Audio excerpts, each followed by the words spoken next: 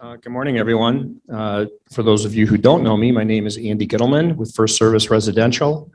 I want to start by thanking Jeff, Jay, and the Real Estate Journal for inviting FirstService Residential to once again host and sponsor this event.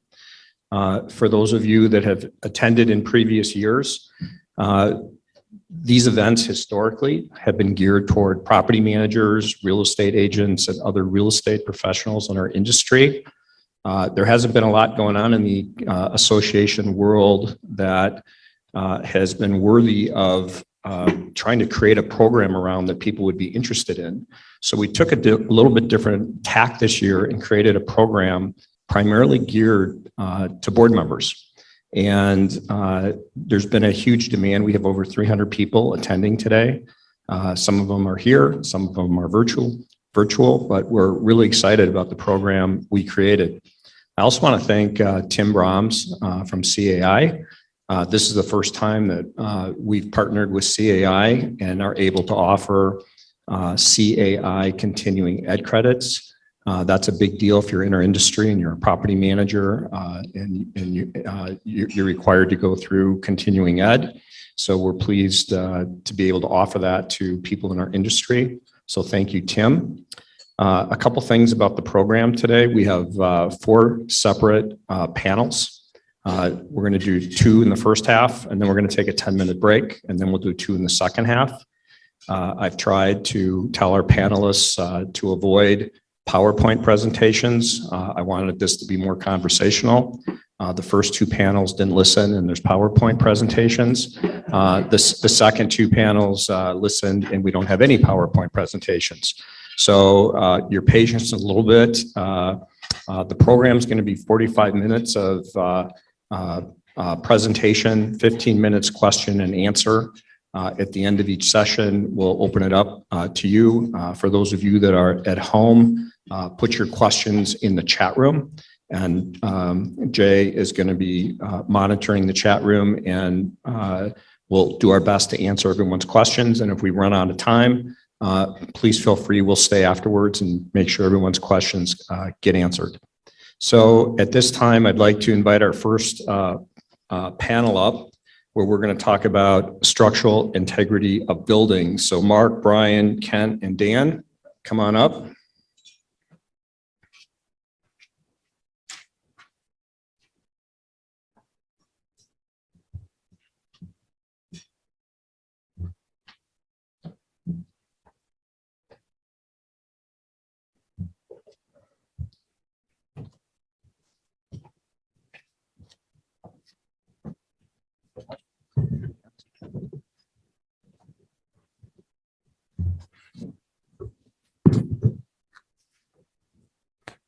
So what I think I'd like to do is have each panelist just take a minute and introduce yourself, and then we'll start the program. And we're going to go through slides. I can either do it or you guys can do it. I don't know if you have a copy of your slides. It's kind of hard to see your own screen. So hopefully you remember your slides. But why don't we just start?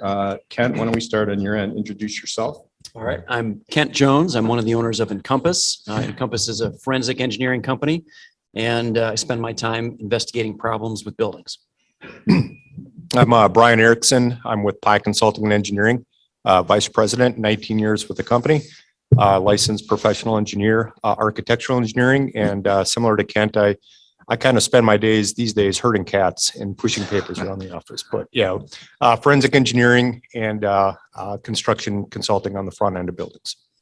And I'm Mark Chauvin. I'm with Janney, Elstner and Associates. I manage the Minneapolis office. I'm also on our board of directors as a company.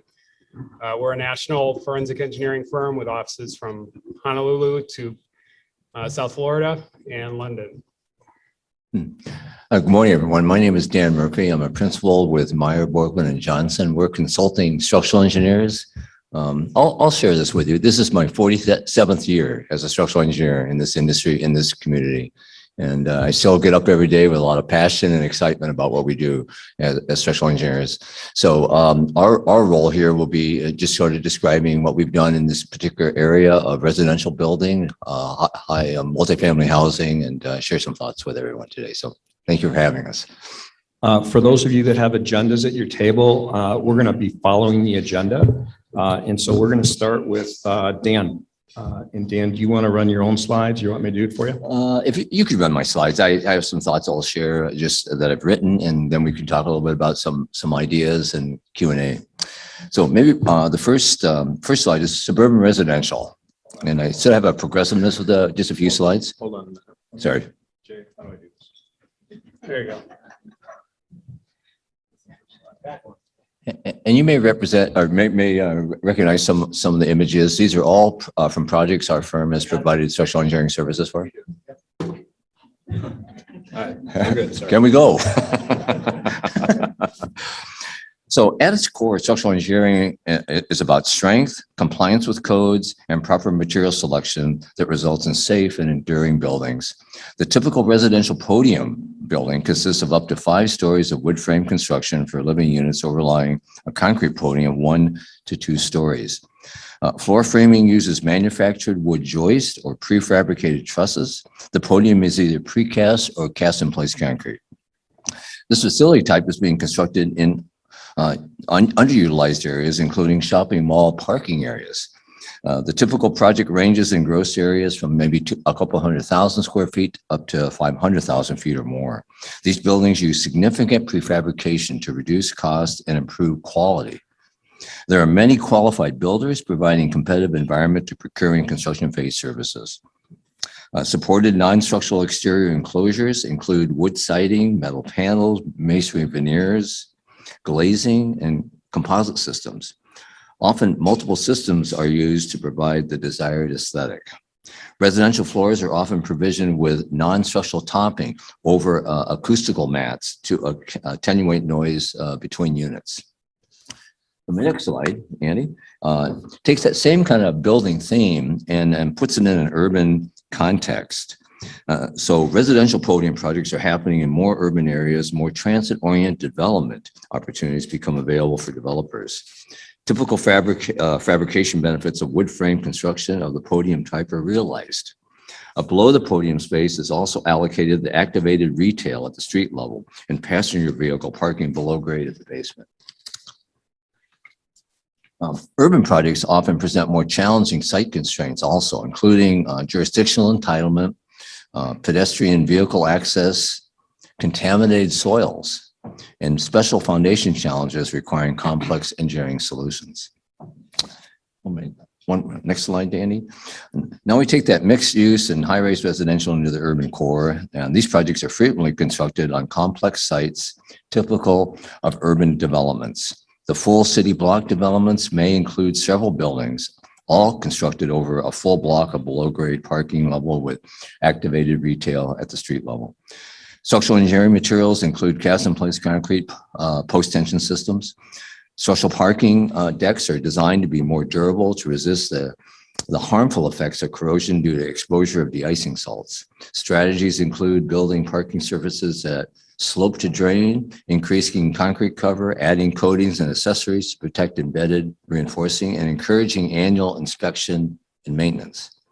These developments often have programs that require the stacking of residential, hospitality, office, amenities, and vehicle parking over each other and within the building footprint.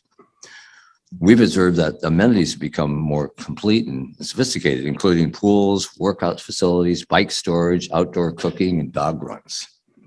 Another common feature is constructing up to the adjacent public and private property lines, requiring sophisticated excavation foundation systems. The pool of qualified general contractors shrinks, it gets a little bit smaller for this building type. And then the final slide on just high-rise, just really hardcore high-rise residential. These are requiring, and that's my next slide, Andy. You got that? The highly sophisticated structural systems are required, including cast-in-place concrete, structural steel to meet the code required strength and serviceability needs of the building. Cast-in-place concrete post-tension reinforcing steel is very common for high-rise residential facilities here in the Twin Cities and throughout the country. Cast-in-place, I'm sorry, design. Can you hear me okay? Okay. Design for wind loading not only requires sophisticated analytical tools to accurately predict structural behavior, but also to evaluate occupant comfort. So in this building class, especially above 400 feet, we recommend wind tunnel testing laboratories that are retained to evaluate structural dynamics and help us to make sure that the building is performing in a way that doesn't get noticed. And so we call it the threshold of human acceptance. And then finally, I just wanted to hit on a few trends in our industry right now. We're just seeing a greater use of prefabrication and also modularization of systems, whole units being constructed in a factory and delivered to the project site. Another strong theme that we're seeing in our practice and throughout the design community right now is evaluating and addressing embodied carbon in building materials. Use of more environmentally responsible materials, reuse of existing building materials, adapting existing buildings, you're seeing a theme here, for a new purpose as a part of maybe a new development. And then relatively new is the increasing use of mass timber. Now we'll be seeing that as an opportunity more and more, both in residential and in office construction. So those are my initial comments, Andy. I'll let you. So let me just make a comment before we move on. The goal of this panel is to talk a little bit about construction, the different types of construction that we have between stick frame, concrete, steel, right? The next person you're going to hear from is Mark, that's going to talk a little bit about what needs to be done and how do you inspect these buildings on these different types of construction to make sure they're safe, right? And then Ken's going to talk a little bit on real life. When we inspect buildings, here are examples of what we find and what is of concern and what needs to be addressed. And then lastly, Brian's going to talk a little bit about all the different things that are happening locally, regionally, and nationally as it relates to safety of buildings and what municipalities are doing to force building owners to do more work to make sure their buildings are safe. And he's going to talk a little bit about that. So that's kind of the theme of this panel. So Mark, I'm going to turn it over to you. Sure. So in terms of existing buildings or structures, and if a question that's asked any of us is, what's going on here? Is this a concern? Is this safe? Is it not safe? Generally speaking, it's probably going to be the first time that any of us have looked at that particular building or that element in question, right? Your building or this column or that beam. And so in a lot of ways, the way we approach it is the same way that the medical profession approaches all of us. And there are kind of nominal levels of inspection or assessment that can be performed. Generally, the cost investment is low, the time commitment is low, and the level of certainty is low. Right? You might perhaps think of it as a physical. And so for a building or a question that any of us gets from a property owner about a particular concern, at a minimum, we'd want to take a look at it and understand some of the history behind it. That might be past reports, at a minimum drawings and specifications, right? Trying to understand the structure of the building and then taking a look at it. And again, that's somewhat akin to any of us getting a routine physical, right? It's not a guarantee that everything's fine. It's just that, we don't really see anything obvious, right? It seems like things are fine. And obviously we can go perhaps a little deeper than that. Often that next level might include perhaps some structural analysis, maybe some non-destructive testing. We're not breaking anything or opening anything up, but using particular equipment to try and evaluate things that we can't see with the naked eye.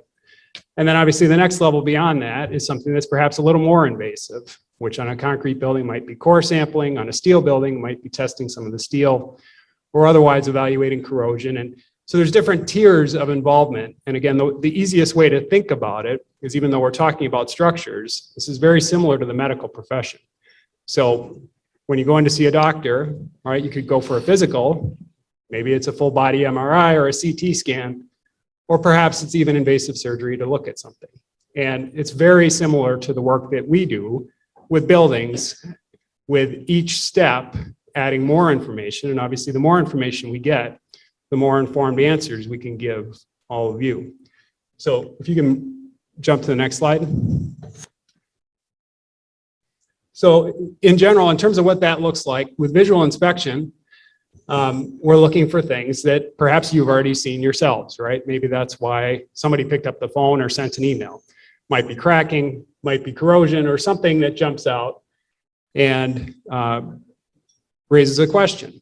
Now, sometimes we're lucky enough to be able to walk up and just look at something. It's not often that, we're not often that fortunate. And so some of the logistical challenges are access. You know, a lot of structural elements tend to be buried inside walls or otherwise hidden.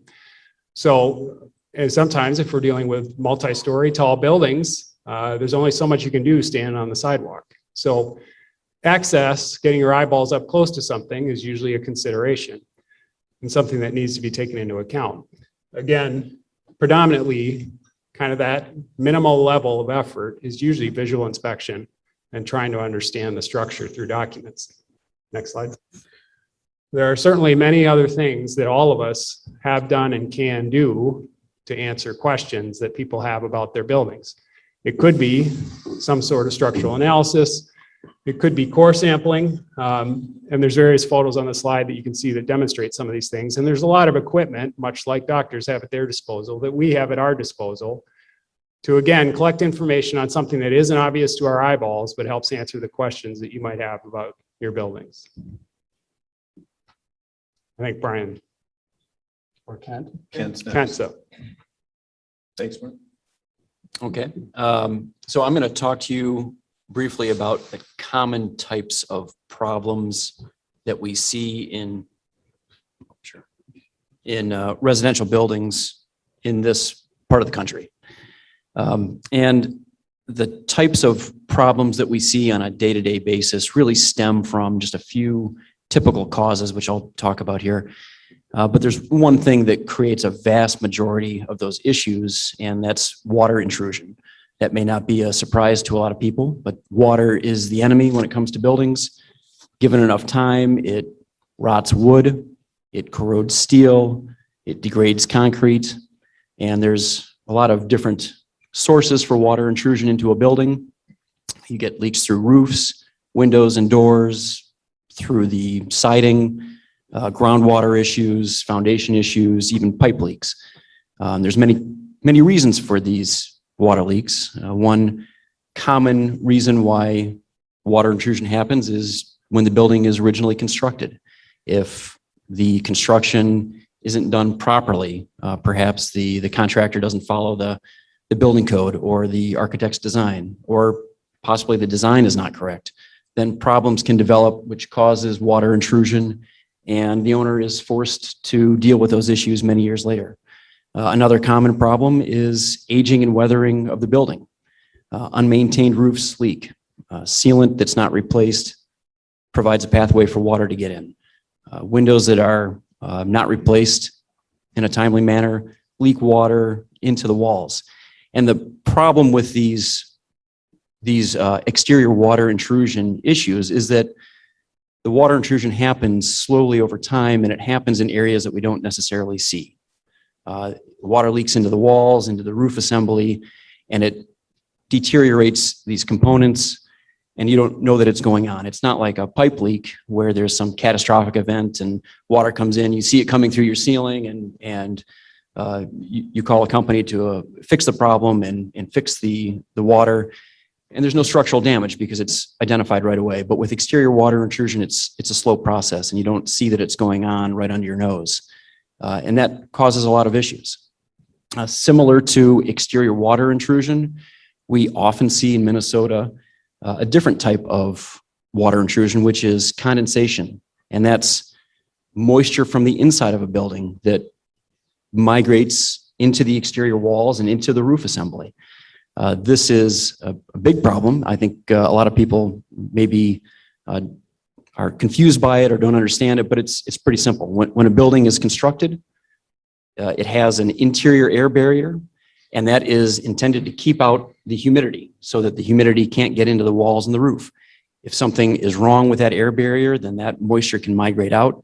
And when that moisture migrates onto something cold, then condensation develops, just like a cold glass of water on a warm summer day. You get droplets of water on the outside of the glass. the same thing can happen inside the walls and the roofs of your buildings.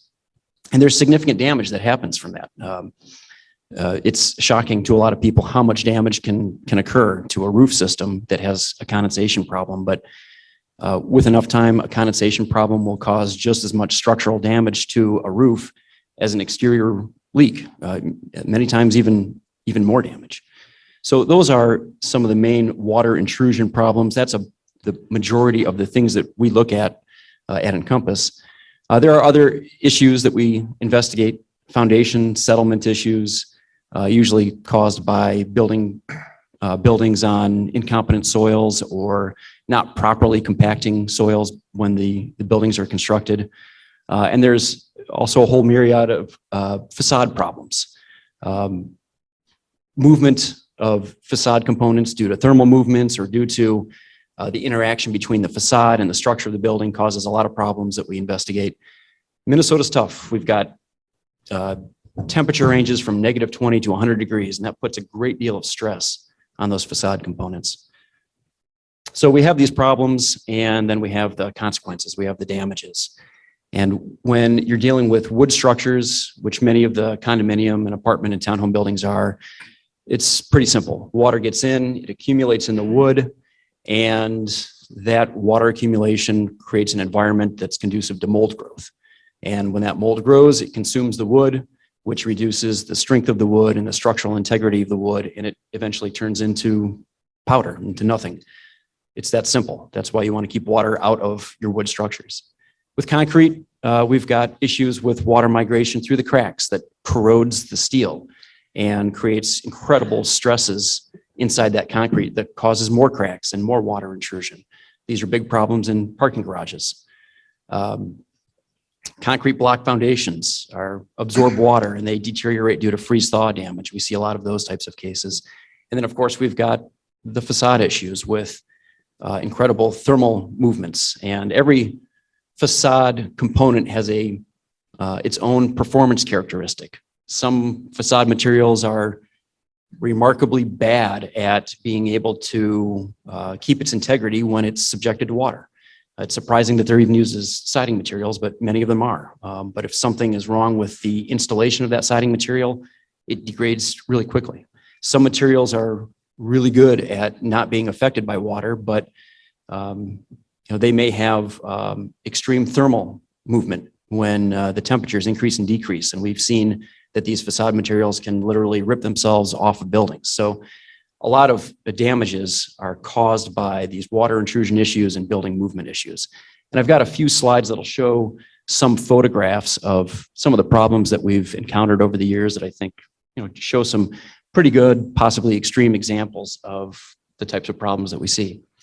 And this first photo here is about the best example of a water intrusion case that I can ever find, and it sums up a good part of my professional career. I've spent a lot of time investigating water leaks through windows and doors, and they're notorious. Windows and door openings often have leaks. That's where you see the water come in. And it's not a situation where, say, the windows are always to blame. A lot of times it's the window installation, the way that the window or door was installed that causes the problem, because there needs to be a lot of care in how that work is done. This particular building, which is not a Minnesota building here, nobody lives here.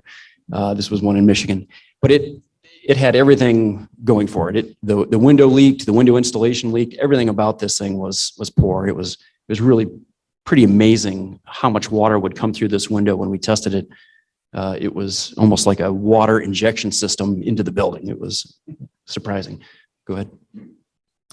This next photo also shows how I've spent many of my days, which is investigating water intrusion problems and the corresponding damage behind stucco veneers.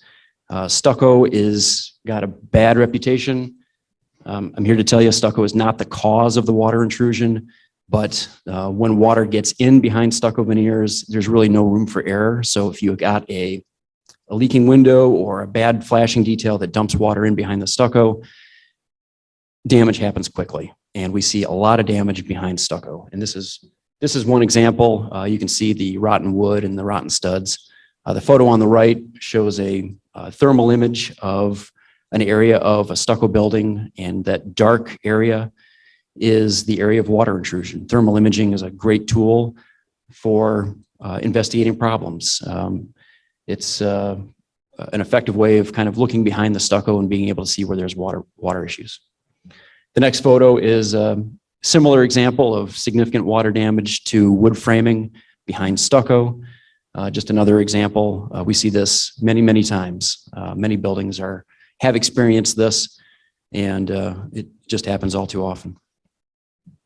The next photo is a good example of condensation damage in a roof. So we have many condominium and townhome buildings have flat roofs. These roof designs are conducive to developing condensation. And when that condensation happens, there's really nowhere for the moisture to go. So over the course of years and years, that moisture just sits in the roof structure and rots out the wood trusses. And this photograph here shows, there's probably a half a dozen trusses there that have completely disintegrated. There's nothing left. There was really nothing holding up this portion of the roof. And this particular building had probably a dozen locations like this. So significant condensation problems that caused some rot. The next photo here is an example of damages that we see to concrete structures. And the next photo is a close-up, and it shows the kind of damage that can happen to a concrete structure when it's unmaintained for a long period of time. The concrete has deteriorated and fallen off the bottom. It's exposed the corroded steel strands. And the photograph on the right shows the effect of long-term water intrusion onto the steel beam, which was right next to this, this area of the corroded concrete or the degraded concrete. And you can see in that photo, I think, the steel flange, which started out at a ½ inch thick, had developed so much corrosion that it was about 1 inch thick at this point. So that's what corrosion does. When it develops, it expands, and that's got an incredible force. And if that was embedded in concrete, it would easily break the concrete and damage the concrete that surrounds it. Go ahead, the next photo. Some of the settlement and foundation problems that we look at are shown in this slide. The photo on the left is maybe more an extreme example of what can happen when you've got a combination of a lot of lateral soil pressure on a wall combined with bad site water drainage characteristics. We had a situation where water was directed towards the wall. There was clayey soil, and we had an unreinforced foundation wall, and eventually it gave way and collapsed into the basement. We see a lot of buildings like this. Not many of them get to the point of failure like this one did, where half of the backyard was in the home, but we see many of them where the walls are starting to bow and cracks are developing. The photograph on the right is another example of a settlement issue where some work was needed to address a sinking foundation, and we were involved with shoring up a 10-story building to make sure it didn't sink any longer. Next photo. Kent, this is, I'm going to cut you off after this one. Okay, that's fine. So this is a couple of photos of facade damage from water intrusion. And this is typical damage that we see in brick masonry with water that gets into the masonry with no effective way of getting that water out. It spalls the brick, causes the steel lintels to corrode, and causes additional cracks in the brick masonry that lets in more water. So with that, I will turn it over to Brian. Thank you. Go ahead, Brian. All right. Thank you, Kent. I do not have any scary photos to show the audience. My slides are mainly text. So, which I was planning on just reading from up here, but luckily I pulled them up on my phone. So what I'm going to talk about is some of the ordinances that are out in the country right now in terms of our required inspections at some sort of cadence. Normally, this is due to some triggering event that happened. For example, the Florida Surfside building collapse is certainly on the radar of every jurisdiction in the country now, which may trigger some required inspections. Right now, the state of Minnesota, at least to my knowledge, does not have any specific requirements for structural engineering inspections and forms to be turned into the building department that says, you know, this building is safe or unsafe or requires repairs. But it would not surprise me if something doesn't come down the line, probably in the not so distant future, probably as a result of the Surfside collapse. So I'm going to give two examples of what's out there right now. Kind of one, thinking an urban environment like Chicago, a lot of high-rise buildings, a lot of older buildings. So in Chicago, they do have an ordinance, and this applies to buildings that are over 80 feet tall, so call it 7-8 stories. Of course, you think Chicago, there's quite a few buildings that are over this requirement. And basically, they classify them in two different types of inspection. One is a short form, and one is called a critical exam. So to qualify for the short form, this is you have to get approval from the authority having jurisdiction because the short form is a much quicker. It's visual only, and the building has to be what they call in good standing. And this would probably be apply to newer construction buildings. A lot of times it's glass or curtain wall facades that really don't pose much of a life safety risk because they don't deteriorate maybe as fast as buildings with stone paneling or precast or concrete that can have pieces literally fall off the building onto sidewalks or roads. So quickly, the short form, it's visual only, required every 2, 4, 6 years. Again, that's you have to get approval from the authority having jurisdiction. And there's a submission of a short form, which I'll show you on the next slide, not yet, that the registered professional engineer has to fill out and submit to the city. Again, these are kind of quick, visual only. These can be done by drone, which is a popular way to do this these days.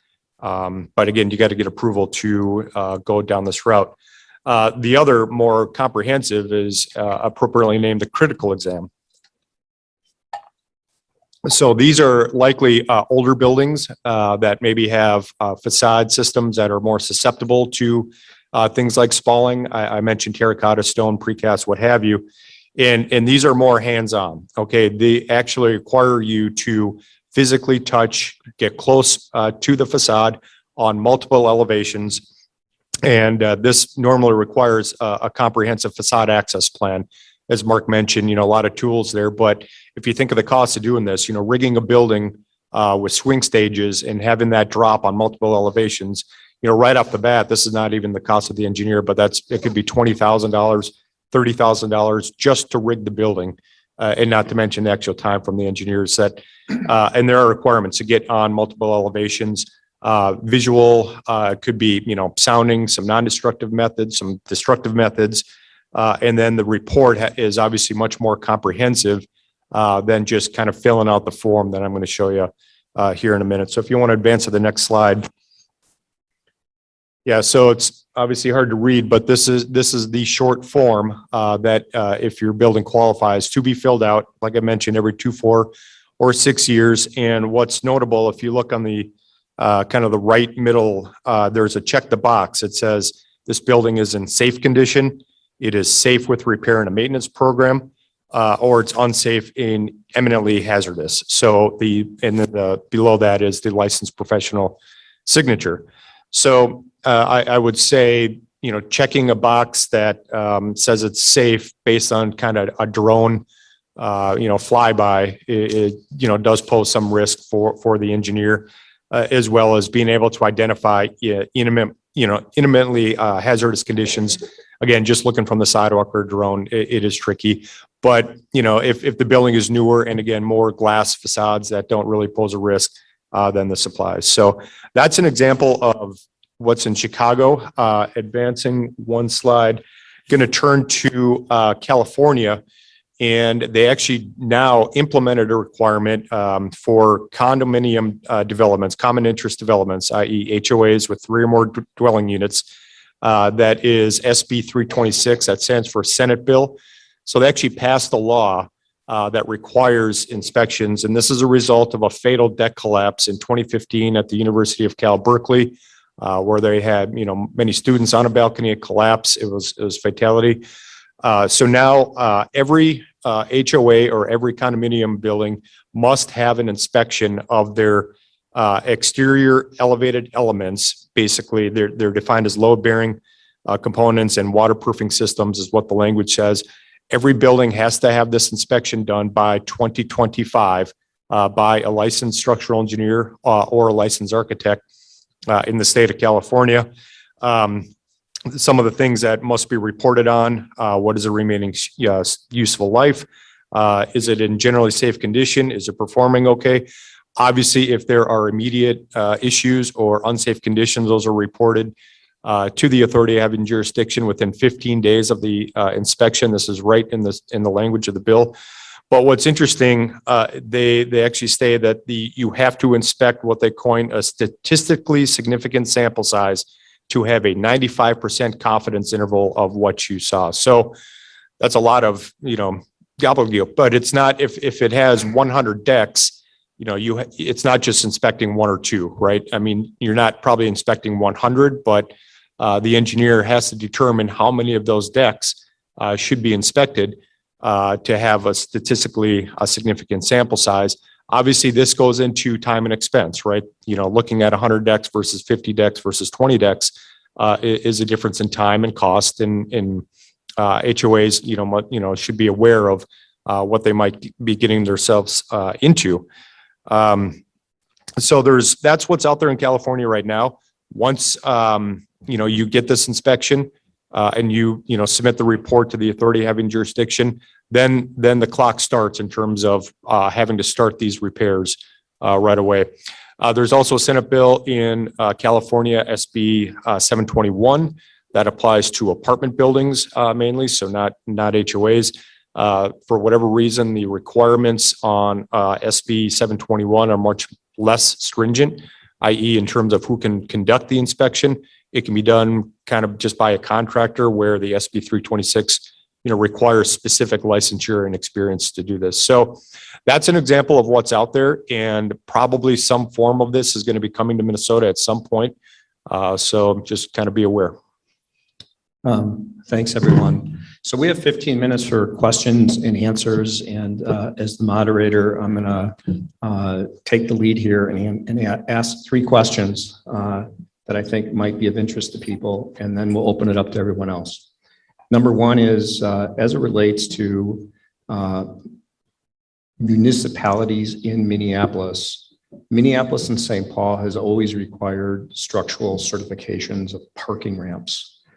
We have seen other municipalities now either passing requirements or are in the process of considering passing requirements of annual inspections. Can one of you talk about that? What do you see happening in our market locally as it relates to that issue? Question number 1. I'm just going to throw the questions out and then you guys can answer them. Question number 2 is, I don't think there's probably, or I do think that everybody in this room, whether you're a board member, a property manager, a building owner, deals with water leaks of some kind. I mean, we spend a disproportionate amount of our time dealing with water leaks. I would like you to talk a little bit about every time there's a water leak, that doesn't mean that there's a structural problem with the building. It can lead to a structural problem, but if you have a window leak, that in of itself may or may not lead to a structural problem with the building.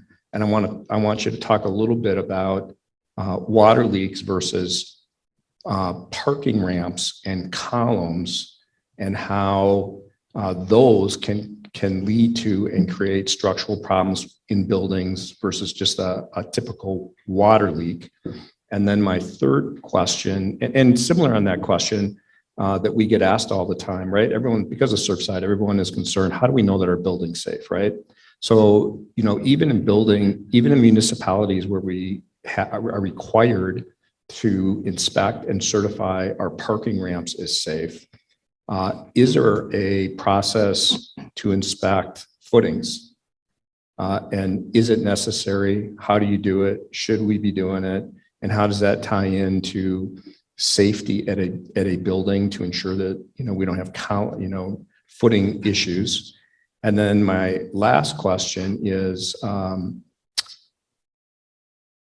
even though the state of Minnesota doesn't require it, Brian, you talked a little bit about what's going on in Chicago and what's going on in California in terms of states mandating inspections and certifications. And I know that there's laws running through the legislature at many other states. If a building, if the building wanted to hire your firm or a firm to certify that their building, to do an inspection and to certify that their building is structural safe, that's something they could do, even though it's not mandated by law, correct? And do you see that happening in the marketplace? So those are three big questions. Maybe you can just tackle them one at a time, and then we'll just open up to other people. I'll give a try on question number one, way back to question number one, which had to do with the Twin Cities embracing of ordinances regarding parking ramp inspections on an annual basis. And similar to how Brian described the situation in California at UC Berkeley, the ordinances here in the Twin Cities came about through a building collapses as well. And this reaches back into the early 80s. And in 1987, in a combination of ordinance, council writers, and design professionals like myself, we were able to get an ordinance on the city of Minneapolis books to do annual inspections of parking structures. It was recognized that the parking structure, because of perhaps exposure to de-icing salts and design approaches at the time, were a bit more vulnerable than other parts of the building to damage due to the effects of corrosion. I think Kent spoke to that very well. And it's insidious. It can happen and you don't even see it. And so this has been in place now for a long time, and it's I think great value to building owners and parking ramp managers and operators, because structural engineers like myself and materials engineers like my colleagues are paying attention to it every year, writing reports, seeking and advising on construction and maintenance, and providing good value to extend the useful life of the facility basically indefinitely. And so from that, St. Paul, Rochester, Duluth, Edina, St. Louis Park all started adding ordinances to their rules and regulations regarding parking ramp certification every year as well. And I think because of Surfside, we're also seeing a little bit more of the jurisdictions that don't have something in place right now doing something about it. And there are code provisions that allow the discretion of the building official to do what he wants to do. And so not necessarily like I'm thinking about the city of Bloomington right now is starting to take a look at parking ramps. They don't have an ordinance yet. They're planning on one. In fact, I'm trying to advise them on that. But they are able to jurisdictionally seek that information from building ramp operators because of other provisions of the code. So Surfside's having an impact, and I think it's going to be a positive impact. That'll be the silver lining of such a tragedy. Thank you. Mark, why don't you address the question about footings? Like when you inspect a parking ramp, it's not part of the normal inspection and certification process to inspect footings. And is there a practical way to inspect footings? Should we be inspecting footings? And if so, how do you do it? Can you just talk about that for a minute? Sure. I'll do that, and I'll kind of provide a broad answer to your four questions that I think will touch on all of them without giving a particularly good answer to any of them. But in terms of footings, generally speaking, if there's a footing issue, right, it means the footing has lost support, lost bearing, or is otherwise allowing the building to move down. And so while you can't, or it's not really practical to dig something up to take a look at the footing and verify that it has competent bearing below it, instead, what we would each look for is signs that it doesn't have competent bearing, that somehow that footing is compromised. And the way we would do that is look at everything that's supported by that footing, right? And look for evidence of cracking or distress or something that would suggest that perhaps that footing has failed or is otherwise moving down. But to kind of circle back to the broader questions, as Dan touched on, in general, for structures that are out there in our built environment, there are very few requirements that there be any sort of periodic checkups on the structural integrity of a building. The ones that are out there are mandated by local or federal, or in some cases state organizations, and they are almost always born out of a problem or an event that occurred. So bridges are one of the exceptions, where bridges are required to have annual inspections. And depending on the type of bridge, there could be a higher level of inspection that's required with some frequency. That's not something that people just decided to do proactively. It was born out of bridge failures that occurred. The facade ordinance that Brian touched on and the balcony ordinance that Brian touched on both occurred as a result of failures that taught us something that we didn't know before about the vulnerability of structures. That facade ordinance exists in other cities too, New York, Columbus, Cleveland, and I'm sure others. And it's been discussed in Minneapolis, but not implemented in Minneapolis. It's very likely that what happened in Surfside may result in new ordinances, not just in South Florida, but in other locations. It's a little difficult to understand what those ordinances might entail because right now, all we know is that a building had a spontaneous and devastating collapse, but we don't know what caused it. And until we know what caused it, we really haven't learned anything from that collapse and what it might mean for any other structures. So I think even before that event, I and all of us up here knew that while exceptionally rare, buildings and structures can fail. They can, structural collapses occur.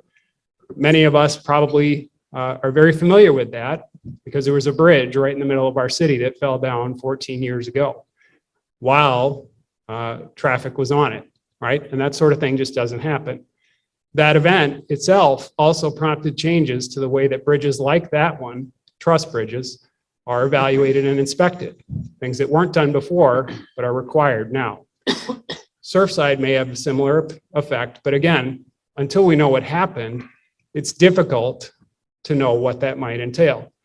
In general, a building and the structure of a building, there's three things that influence its structural integrity or reliability: the design, the construction, and the maintenance.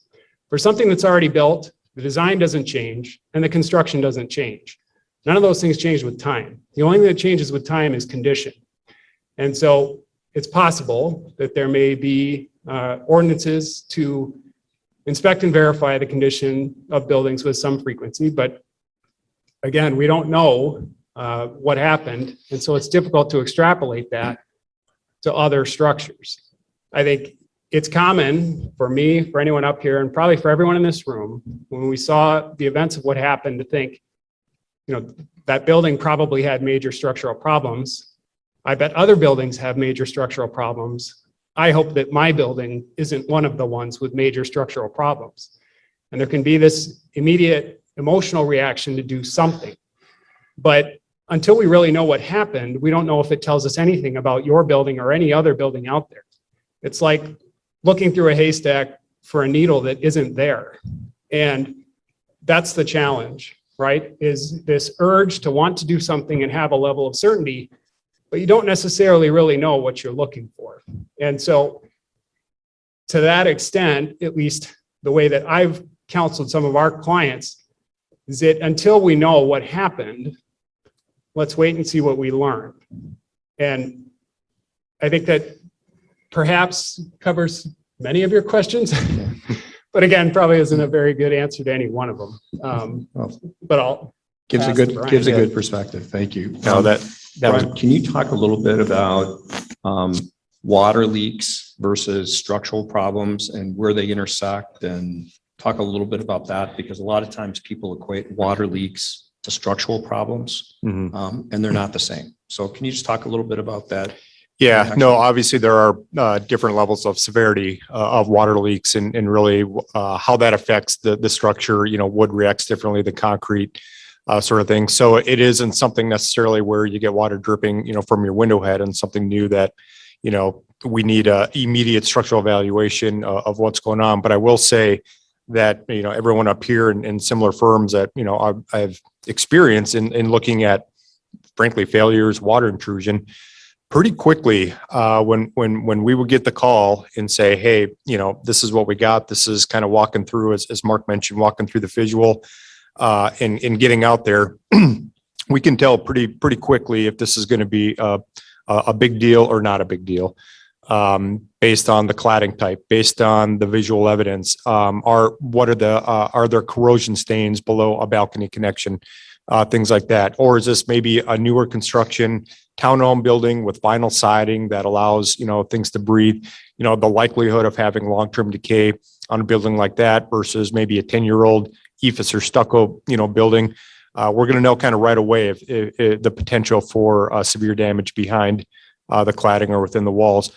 I think the example that Kent gave in terms of, flat roofs and, long-term condensation problems, though it's frankly ironic, the water intrusion that you don't see is almost, poses greater risk than actually having the water coming into the building, seeing it because it's happening and you can address it. It's that, year after year accumulation of moisture in the roof system that frankly may not even show itself until some trigger point. And then you open up the roof and sure enough, you have decay. Those pose a greater problem, but I don't know if I'm answering your question right, but it is, firms, we will know pretty quickly based on interviewing and looking at the type of building, looking at the symptoms, say, hey, you might have a bigger problem on your hands here. We need to do X, Y, Z to verify this, or, you're probably fine. You're just missing some sealant here. And this is a quick fix. Thank you. I'm going to open it up for questions now, either to the audience or to people on Zoom. Just raise your hand. Yes, sir. One of the vulnerabilities that probably deserves mention is in-building or on-building pools. And I suspect that the reason there are ordinances for parking ramps is because cars, particularly in the winter, bring in chemicals that will damage those structures. Swimming pools are full of chlorine, and I'm familiar personally with an experience where there was a spill leak from an in-building pool. Chlorine corroded the structural concrete, the cables that give it the structural integrity. That with the condensation that pools create, I think that is probably a place where perhaps the ordinance should not come into effect more quickly. So for the people on Zoom, I'm going to repeat the question. It has to do, right? There's different types of swimming pools. There's swimming pools that are on grade that aren't structural. And then there's swimming pools that are structural that sit on the 4th floor over a parking ramp or could be on the roof, but they're actual structural elements of that swimming pool. And the question had to be, should there be an ordinance or inspections of the swimming pool similar to how we inspect parking ramps? And I think that everybody up here would agree that even though there's not necessarily a legal requirement to inspect the structural components of a swimming pool, they should be inspected regularly, just like we do, just like structural parking ramps should be inspected regularly, whether it's mandated by municipalities or not. And so that's my answer. Does anyone have anything to add to that? No, that was a good answer. And you're right that pools are chlorinated, generally speaking, and chlorine, while it doesn't cause corrosion, it accelerates corrosion. So what actually causes corrosion is water. So a pool, obviously, is usually full of water. So it's an always present water source. And to the extent there's a deficiency with a pool lining or the waterproofing that keeps the water in the pool, you may be getting water in places you don't want it. But whether it's a pool or a parking ramp or the rest of your building, as Andy noted, there, as a building owner or building resident, there's somewhat of a duty, whether or not it's required, to be aware of what's going on. And so to the extent in the vicinity of a pool, you see cracking or leaking or damage, yeah, it probably makes sense to be aware of that and look into it. It doesn't necessarily mean that there's a problem. But like anything else with a building, it's good to be aware of it. And a pool, like a parking ramp, is certainly perhaps a higher risk area than some other area. Well, I've designed many of these in-building pools that are in structured slabs. And the other thing I would add to Mark's comments is that there's a significant load related to the weight of the water that's contained in the pool. So that's another kind of risk, that if we don't address and we don't pay attention to and don't take action, it could create some significant issues. The efficacy of deterioration is somewhat similar to the parking structure, but the loads are pretty significant and they're concentrated in those areas. So I would just encourage those that are, when you're aware of it, take action to investigate and potentially make some repairs.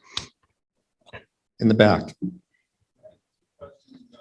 My association is basically 42 twin homes. We got 84 also home private road area. My question is, does go over a concrete brick over kind of storage area. I didn't know what our requirements were to have that inspected.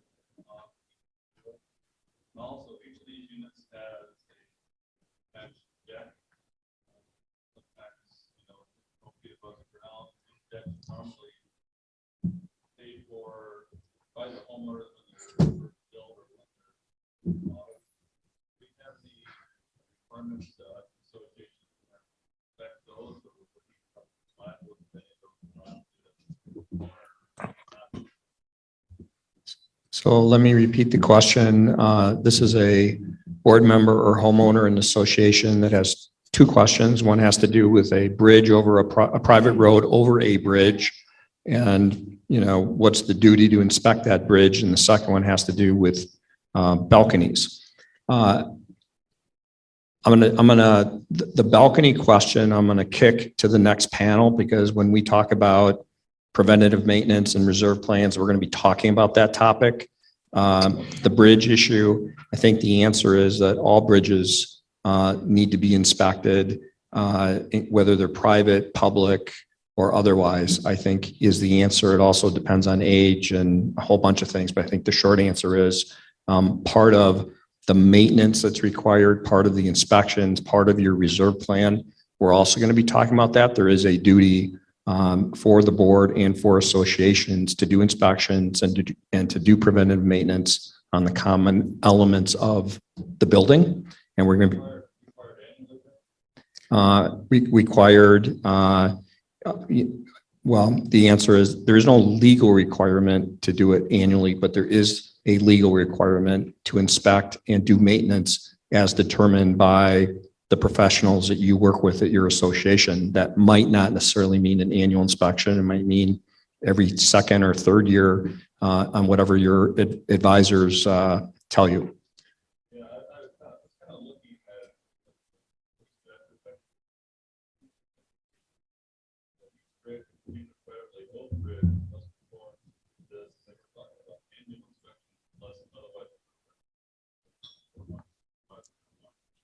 So you guys, someone want to answer that quickly? The short answer is I don't know. I'm not sure. So it's not helpful. But so there are a number of commercial properties that have private bridges, whether that's a pedestrian bridge or a traffic bridge. And I know the inspection frequency for those structures is different than anything that is for public, broader public use, so not on private property.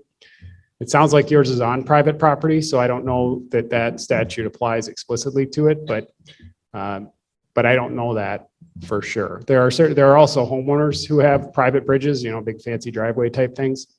And I think the requirements for those are very different than something we all drive over every day. Are there any Zoom questions, Jay? Does anyone else have any other questions for this panel?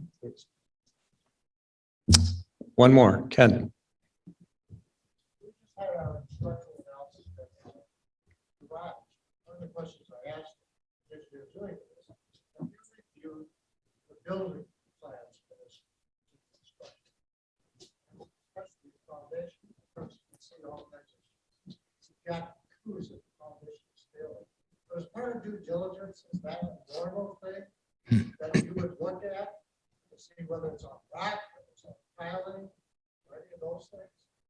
So I'm going to repeat the question for the people at home. The question was, as part of a parking ramp inspection, is it standard practice to review the construction plans and specifications as part of a inspection and certification process? Does that sum it up, Ken? Particularly footings. And this is what I feel pretty passionate about. So it's a great question. And I think the bigger, broader answer to your question, it really does rely on the discretion of the engineer to make a judgment. But in our practice area of concrete restoration, parking ramp inspection work, our policy is that when we take on a project for the first time, we do a fairly deep dive into the existing structural engineering of the building to the extent that we can. And could be a little plug for saving your construction documents. But the value of those existing construction documents is huge. So please save them. And then we rely on that information, do an analysis. And we'll look at some typical representative framing, load path, foundation design. If the geotechnical report is available, we'll study that. And every now and then we find something. I'll find a question within the design that we want to pursue further. So it's an important question. I'm glad you're asking it. I think it's part of an overall comprehensive understanding as an engineer takes on a condition assessment assignment for a parking facility. Thank you. We're running a little bit behind schedule, so I want to thank this panel. Thank you very much. And we're going to move right into the next panel. So if Drew, Curt, and Todd could come on up, that would be great. Thank you very much.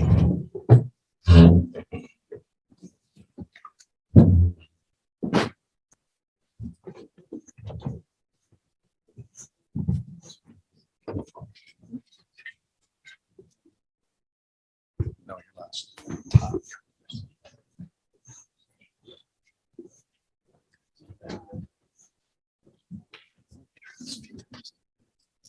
Sorry. Sorry. You're Todd. Great. See you in person.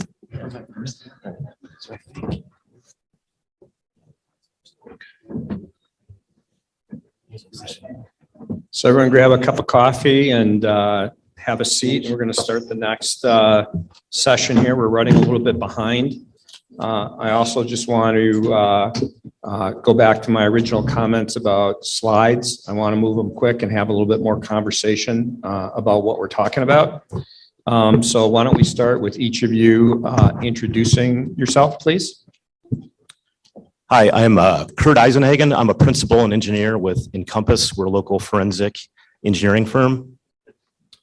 I'm Drew Ahrensdorf. I work for FirstService Financial. I'm responsible for placing all the condo HOA debt for FirstService. Good morning, everyone. My name is Todd. I'm an engineer with Reserve Advisors. Began conducting reserve studies with Reserve Advisors in 1999. And to this day, I still very much enjoy visiting a property each week. Great. So in this session, we are going to be talking about reserve plans. We're going to be talking about maintenance plans. We're going to be talking about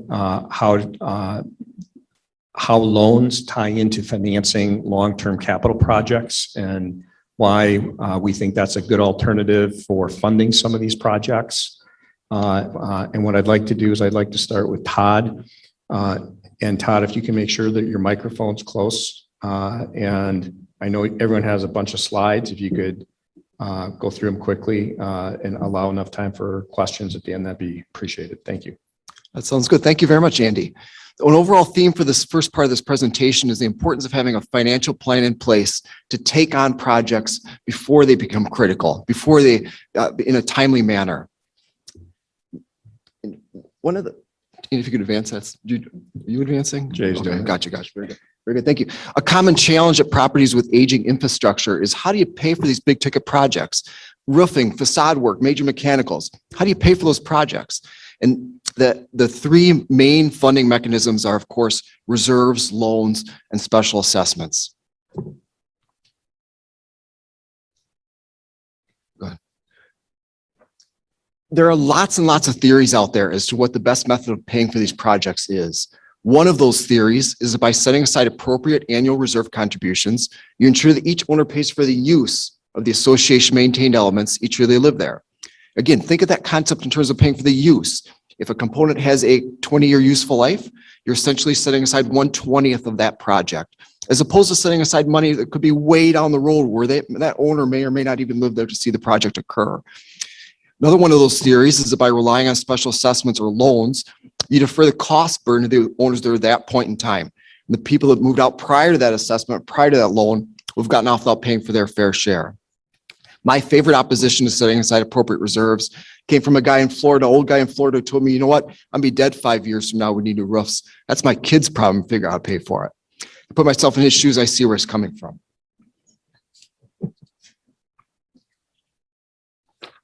So this is a little, can't see what slide we're. Yeah, gotcha. So so the question becomes, how much do you set aside? I'm going to dive into Minnesota specific here in a moment, but just to set the stage, let's talk about a couple other states in the region. Illinois states reasonable with no definition of reasonable. Other states, Ohio and Michigan, have a state legislation in place that requires 10% of your annual operating budget be set aside towards reserves. But if you think about it, what does the size of your operating budget have to do with the cost to replace your roof or the cost to do facade repairs? And the answer is nothing. So entities that tried to link a percent of the operating budget to an appropriate reserve contribution did a significant disservice. Because guess what happens in those states? Most people set aside 10% and they think, hey, we're doing just fine. Of the 20,000+ studies we've done, I'm not so sure there's one case where 10% is sufficient. So let's move to Minnesota specific requirements. Minnesota Statute 515B was revised in 2010 and includes all condominium associations. It also includes townhome associations that meet certain requirements. But most important to me is that it requires the board to review the adequacy of the reserve fund every 3 years. In short, in general, this is guidance that we believe is appropriate. It's a strong statute as compared to other states around the country. But it's important to note that the statute doesn't further define exactly what components are to be reserved for. So back to how much to set aside. The low points in a reserve balance govern the reserve contribution calculations. One of the biggest mistakes we see are associations targeting the same reserve balance year after year. They'll say we want to have 500,000 in the bank at all times or $1 million in the bank at all times. But if it's the year prior to your big ticket projects, better be a pretty big reserve balance. If it's the year just after your big ticket projects, probably get away with a much, much smaller reserve balance. But simply knowing a reserve balance without knowing where you're at with your expenditures is meaningless. And yet, how come from attorneys to accountants to property managers to board members, how can everybody eyeball a reserve balance and know if it's high or low, but I can't? Until you actually know what expenditures you're trying to fund with that project, you don't know the sufficiency of that reserve balance. Next slide, please. The blue line represents your reserve balances over time. The red bars represent your expenditures over time. And for a property with aging infrastructure, those expenditures can be pretty large, pretty massive. We build our reserve contributions towards the low points in that blue line. And one of the first things associations want to do if their funding is deficient is they want to phase projects. They'll phase everything. But phasing projects prior to your low point, you might just end up costing yourself money by paying for mobilization over and over again, or not allowing that contractor to get the work done all at once and get the lowest unit cost for the work. You might, again, end up costing you money. Now, if you can phase after that low point, now you're in business. Now it's going to help. But you have to understand where your low points are to know whether phasing a project is even going to help. A reserve study is the tool that calculates the appropriate annual reserve contributions. But more than that, a reserve study simply allows you to make an informed decision. If you're somebody in this room who thinks reserves are the way to go, the reserve study will calculate that contribution. If you think special assessments are the better way to go, take that rough cost, divide by number of units as your possible special assessment. Maybe you think reserves are the way to go, but hey, you think that reserve study guy's nuts. We can't raise our fees that amount. How about a combination? How about 50% from reserves, maybe having a roll of dice and special assessor alone for the rest? I'm really not here to push one method over the other. What I am here to push is having a plan in place to take on the project in a timely manner. I'd like to take just one quick step back, and I'll show some examples here in a moment.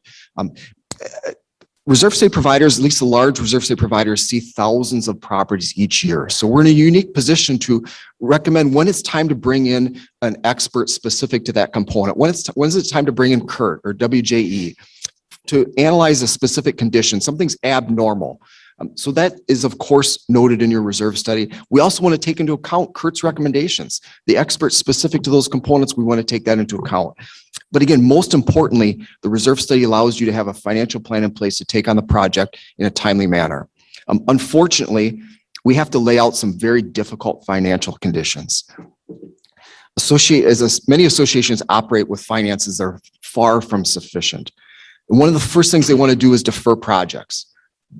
But deferring projects may end up, again, costing you more money because that deterioration continues. You get more water infiltration. That cost continues to go up the further you defer that project. And along those same lines, none of these examples we're going to go through are in Minnesota. So none of you guys live at these properties. But in every case, the board was paralyzed by indecision. They didn't want to raise reserves for many years. They didn't want special assess. They didn't want to take out a loan. So they did nothing. Or the board was in disagreement as to how to fund these projects. So again, they did nothing. And each year that went by, the project cost went up, the conditions got worse. We all know that it shouldn't look like this. Curt, WAJE should have been brought in 15 years ago to fix this. But again, the board was paralyzed by indecision. This is a vaulted plaza area, courtyard beneath two high-rise towers. So above this, there's sidewalks and planters, and the waterproofing system on that vaulted structure obviously failed a long time ago. It might be hard to see from this picture, but that wall on the right is leaning pretty significantly. And that wall on the right actually did collapse onto the sidewalk beneath, but thankfully no one was injured. And in that case, not only was the board paralyzed by indecision, they were paralyzed by not being able to fund the project, but they had a guy on the board who was in construction who said, you know what, that wall's been leaning for a long time. It's not going anywhere, even though they had experts warn them otherwise. And again, that could have been a catastrophe if that wall would have fell on somebody. Next slide, please. Two quick notes. If we could predict exactly when these expenditures are going to occur, we'd be in the stock market, not conducting reserve studies. The timing of these expenditures are simply based on that reserve study provider's experience as to when the project should be in your radar screen. If you're unfortunate, you got to move the project up, or you're fortunate, you can move it back. The key is you have a plan in place and maybe you even have reserves available to pay for the project. We could also argue all day the times of these expenditures. How bad the roof needs to be or the carpet in the hallways needs to be to require replacement. We probably all have a different opinion of that, but they don't last forever. And when the time comes, pretty significant capital investment that should be planned for. The second part of the reserve study is a financial analysis. So the calculation of how much money do you set aside to be able to pay for these projects from reserves when the time comes. And the only part I want to note here is that whenever there is the need for a significant increase in the reserve contributions, most reserve study providers will phase or step in those increases as opposed to a one-time big jump. But in our opinion, there's a limit to those stepped or phased increases. The more steps you have, the further you push that cost burn down the road. Our opinion personally is 5 years, 5 steps. But again, you're building towards those low points in the cash flow. So if your low point is way out there, that gives us more ability to step in that increase. If your low point is right in the near term, oftentimes there's nothing we can do. We do a lot of reserve studies where they have no money, they need new roof and have major facade problems, like right now. So there's nothing we can do. We can't step. There's no time to step that project. And that's where a discussion with FirstService to take out a loan for that project is probably their best option. Just a couple concluding points here. First of all, that concept of use. Paying for the use each year you live there. I guarantee everybody here has communities where you have somebody who says, you know what, the board needs money. I'll be the first guy to write you a check, but I don't want to set aside money for a project that I'm not going to live here to see. And that's where that concept of use. Each year they live there, they use that elevator, they use that roof, and setting aside appropriate reserves ensures they pay for that use. Second, the fiduciary responsibility of the board of directors is to maintain the investment of the owners. It's not to save people money. And I'm not saying you take the highest bidder or you don't consider costs, but at the end of every decision, you have to answer yes to maintain the investment of the owners. And finally, and this is a generalization with exceptions, but just in general, in my experience, associations who have the money available to take on these projects in a timely manner and with a scope of work that doesn't cut corners are simply far better run. They're far better off than the associations who have to scramble to figure out how they're going to pay for a project. And with that, I'll turn it over to Curt. I appreciate your time. Thanks, Todd.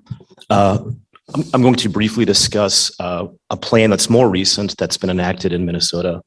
It's the preventative maintenance plan. So briefly, let's going to talk about the history, the purpose, implementation, a few examples, and then really, it's not a standalone document. It feeds back into the reserve study. So the preventative maintenance plan is now part of the Minnesota state statute. Everybody can read the language verbatim as they wish, but essentially it requires all associations to develop a preventative maintenance plan on or before the end of 2018. So the purpose of the preventative maintenance plan is really to supplement the reserve study. It's to provide the association with guidelines on how to inspect their property. And it's a broad document like the reserve study. You're talking about interior elements, exterior site elements, building service elements, which generally means mechanical and electrical systems. So it's really kind of a broad, comprehensive document. And then really implementation, it's really up to the association and board to either self-perform to create this document or to engage a consultant to prepare that for them. So the next slide just shows an example out of a preventive maintenance plan that we prepared for an association. A lot of the focus today has been on, building envelopes, structural criteria. So I think in the last presentation, there was discussion about, what are we going to have on the books for requirements? Well, there are certain things that are required right now. Highlighted in the red box is roof anchors. As Mark said in the previous presentation, sometimes something happens to trigger a new law. My understanding was there's a few fatalities from window washers. So this state, approximately 10, 12 years ago, mandated a roof anchor inspection program. So every year, those systems need to be inspected, and every 10 years, they need to be tested. So this is a slide of just a standard load test of installed roof anchors that's required by state statute every 10 years. The next slide just simply shows just highlighting a few building service elements, mechanical electrical systems. The one fundamental difference between building service elements is not always inspection for certain pumps or mechanical equipment. There are actual maintenance activities, replacement of filters, for example, are required.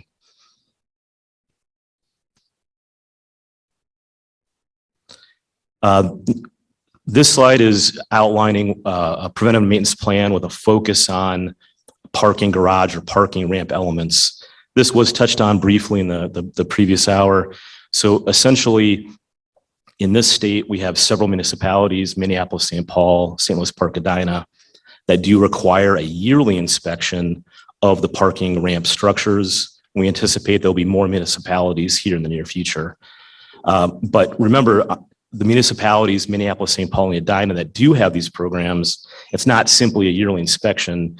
There is testing required every 3 years. And this is an example of one type of testing, chain dragging. The intent of that is you drag a chain off over a surface. It's very low tech, but very effective. And it helps you identify voids or delaminations of the concrete you would not be able to see with your eyes only. So the PMPs, again, it's not a document that's completely independent. Essentially, this document can feed back into the reserve study. For example, as an engineer does a parking ramp inspection, deficiencies outlined in that inspection will be fed back to the reserve study consultant like Todd, which may affect his recommendation for when repairs or maintenance activities need to happen in the future. And then, as Todd mentioned, when the property inspection consultant or an engineer identifies conditions, there is feedback that he receives that will allow him to modify his document to make it more accurate. So this last slide is, tales from the field. So this is an example where, if yearly inspections were happening at this property, you probably wouldn't get to this point. I know we've seen some other photos of deficient conditions. By the time you get to this point, you're not conducting just maintenance type activities. You're probably looking at structural repairs and probably full system replacement. So just to recap, PMP is just required, they are required per the 2020 Minnesota statute. They cover a wide range of interior and exterior elements, including mechanical and electrical. And that on the books as of today, roof anchor, from a structural perspective, roof anchors and parking ramps are two that are often required to be inspected yearly by state or local statutes. So, Drew, before I let you go, I want to try to have a little bit more conversation about how all of this is tied together, right? On the first panel, we talked about how buildings are built, what can go wrong. Water leaks is a big problem. Several years ago, the state legislature passed a law that every building has to have a 30-year fully funded reserve plan unless otherwise approved by the membership. The form of that and what you have to do is very spelled out in the statute. Several years ago, Minnesota passed a law that every association has to do preventative maintenance, in their building, but it's not clearly spelled out like it is on the reserve side of it, on the replacement reserve plan, of exactly what that has to look like. What they've done is they put the burden on the association that it is the board's responsibility to make sure you are doing preventative maintenance on all the major components of your building as each association determines appropriate. Unlike the reserve studies that we do, there is no standard right way to manage your maintenance plans. Bigger buildings hire companies like an Encompass or other engineering firms to actually create a separate maintenance plan. So they have a 30-year fully funded reserve plan, and they have a separate document that they paid a fee to create called a maintenance plan. Other associations use an annual calendar. Other associations track it in a spreadsheet. There is no standardized format to do this work like there is in the replacement reserve plan. The important thing is that all the preventative maintenance work in a building needs to get done. Because if you do preventative maintenance, you identify problems, you extend the elements in a building, that ties into the reserve plan, and all of this is tied together. And so the buildings that don't have accurate reserve plans, buildings that don't have good maintenance plans and the maintenance isn't getting done, first of all, we need to make sure it's getting done. But in many cases, things come up in the reserve plan. At a building that's not in the reserve plan, things come up sooner than later. And this is where loans, going out and getting loans that an association can do the work sooner versus later, has all sorts of benefits. Not only is it more cost effective, but if you can minimize deterioration in a building, it's not just about the cost of the project, it's about the increased deterioration and increased scope of damage that you're minimizing. And this is where loans come into play, especially in an environment where interest rates are historically low. And so Drew Ahrensdorf is with a sister company to FirstService Residential. And basically all he does around the country is loans for condominium associations. And so Drew, I'm going to turn it over to you, and thank you. Thanks, Andy. It's nice to be here live and see so many colleagues in the audience. So my role is essentially this in-house broker where I go out and source the loan from different commercial banks, industry banks, and make the process easy for our property managers and our boards. I also think my role is to bring solutions and options to the board as well. I mean, that's what you want in a proactive property management firm. We've had this recent phenomenon over the past 5 to 7 years where we've seen an explosion of loans, not only in Minnesota, but all over the country. For example, in 2014, we did 2 loans in Minnesota worth $5 million. And then last year we did 30 loans worth $62 million. It's become extremely common for boards to pursue financing to spread these costs over time. I wanted to talk about how to do that, but Andy wouldn't let me give away these trade secrets, so we're going to talk about why you should do that. So a loan is essentially a payment plan, right? I mean, it's spreading these costs over time, and we can customize this between anything from 3 years to 20 years on a fixed rate basis. These are fixed rate self-amortizing term loans, which means if it's a 10-year loan, after 10 years, it'll be fully paid off. What makes these loans so unique is the collateral. This is not a mortgage. There's not a physical asset. A lot of banks don't understand how you can lend when you're not taking a physical asset that they could take in the event of a default. Never been a default in the history of these loans that we know of, so very safe loans. So the collateral is the future income stream of the association. The technical term is the assignment of the assessment rights. So essentially cash flow. They can't come in and take the pool or the lobby. The pricing on these loans is typically the 10-year US Treasury yield. 10 years is usually the most typical term for the loan. As I said, we're seeing more and more 15 and 20-year loans because you have to spread those costs over time to reduce that monthly payment. There's no prepayment penalty, so if a future board decides to pay it off early, very flexible, they have that ability to do that. Closing costs are typically minimal because there is no title. Remember, it's not a mortgage, and it's really just attorney fees or a placement fee for a broker if they're involved. One of the most important elements of this, I think, is educating the board and owners. I think the best boards are transparent and hold informational meetings. Every property is different, but I think I do a pretty good 30-minute Zoom for boards that are interested in learning, because you're tying this up for 5, 10, 15 years, and you want to make sure that the board really understands the product and the process. Next slide, please. So just an example of how these loans work. Pretty simple, right? You have a $2 million project in a 100-unit condo.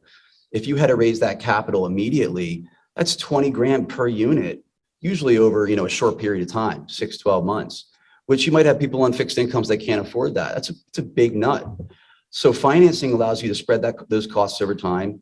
This example is 10-year loan at 3.75%, $200 a month per unit. That's on average, right? I mean, that's more palatable. So I think this is just a simple example of how the financing can help boards spread those costs. One option is to have a line of credit. So if you get approved for $2 million, you can essentially draw down on that loan. And if you only use 1.8, the project comes in under budget. I don't know how often that happens. You only end up borrowing 1.8 million. Next slide, please. So what are some of the reasons why you would do this? We talked about reducing that upfront burden for some owners that might not be able to afford that one-time payment. We've seen this recently, and I want Andy to comment on it after these slides, but delaying the project, especially over the past 18 months, could cause $1 million project to be 1.6 million in 2 years. So accelerating that work through financing versus phasing it and waiting to collect those funds and reserving for it could have its benefits. A lot of times you can save money, and Todd touched on this, from getting the work done at once and negotiating with contractors, and instead of throwing good money at bad and the repairs, just getting it done and biting the bullet. And then this one's probably the most interesting one. Inflation for labor and materials is going for 5 to 10% a year. Greg Nelson said it's more like 10 to 20% in Minnesota. Who knows what that number is, but if you can finance it at 3.75%, and this is going up at 5 to 10 or more, it makes total sense. Next slide, please. Some of the benefits of financing in the real estate community: special assessments can be a unpopular term, right? In kind of making someone come up with that money immediately. Taking out a loan for the association allows the credit profile to be on the association, not individual owners that might have to go out and get a home equity line of credit on their own. So it's a nice thing for boards to be able to do that, to accommodate certain owners that might not be able to do that. Look, people like options. I think bringing the loan option to a community makes the board look like they did their homework. And I think that's an important piece of this. A loan allows you to avoid depleting your reserve fund, which is critical. And a lot of banks that lend on individual unit mortgages want to see a healthy reserve fund. So that could impact property value. We talked about discounts from contractors. Also, who wants to see contractors on site for like 3 or 4 years, right? And phasing it. Just rip the Band-Aid off and get it done in 1 year. And then lastly, what we all care about is that hopefully getting this work done will allow property values to go up. Sometimes if you're a buyer looking to buy in a community and you know there's a big facade project, there's that uncertainty that prevents people from buying that unit. So eliminating that uncertainty will hopefully allow for property values to go up. So I'll turn it back to Andy, but Andy, I would love for you to touch on why you think there's been such an explosion in loans in Minnesota, not to put you on the spot or anything. Well, I'll answer the question, then I'll open it up to everyone else. It's a pretty simple formula. I don't think anybody would disagree that construction costs are going up about 5% a year, in some cases more. Every time you delay a project, it's going to cost 5% a year more to do that work. Well, if you can borrow money at 3.75 or 4%, right? It's actually going to be cheaper to borrow the money and do it now than it is to delay the project and do it later. And I think also most people would agree doing the project sooner. It's not just about the cost of the project today, but as you delay it, there's more damage being done to the building. So the cost isn't just going up from an inflationary standpoint, 5% a year, it's 5% a year, plus the increased damage to the building by not doing the work for 2 or 3 years. So there's a whole bunch of reasons why loans make sense in an environment where they're historically low. If you had 10% interest rates instead of 4% interest rates, that's a different scenario. But in today's interest rate environment, it makes all the sense in the world to do projects sooner versus later, regardless of what they are. So I'm going to stop there and then open up for questions, reserve plan related, maintenance plan related, loan related. Raise your hand and we'll try to answer your questions. Yes.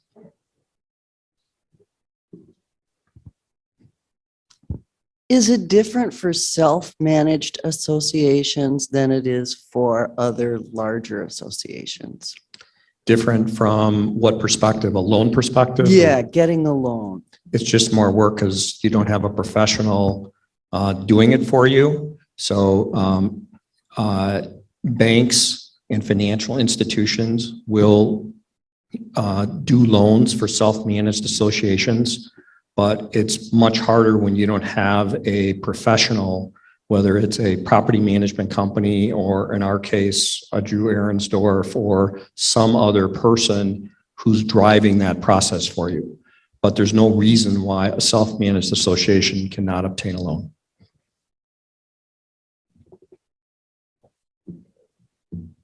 Yes, ma'am.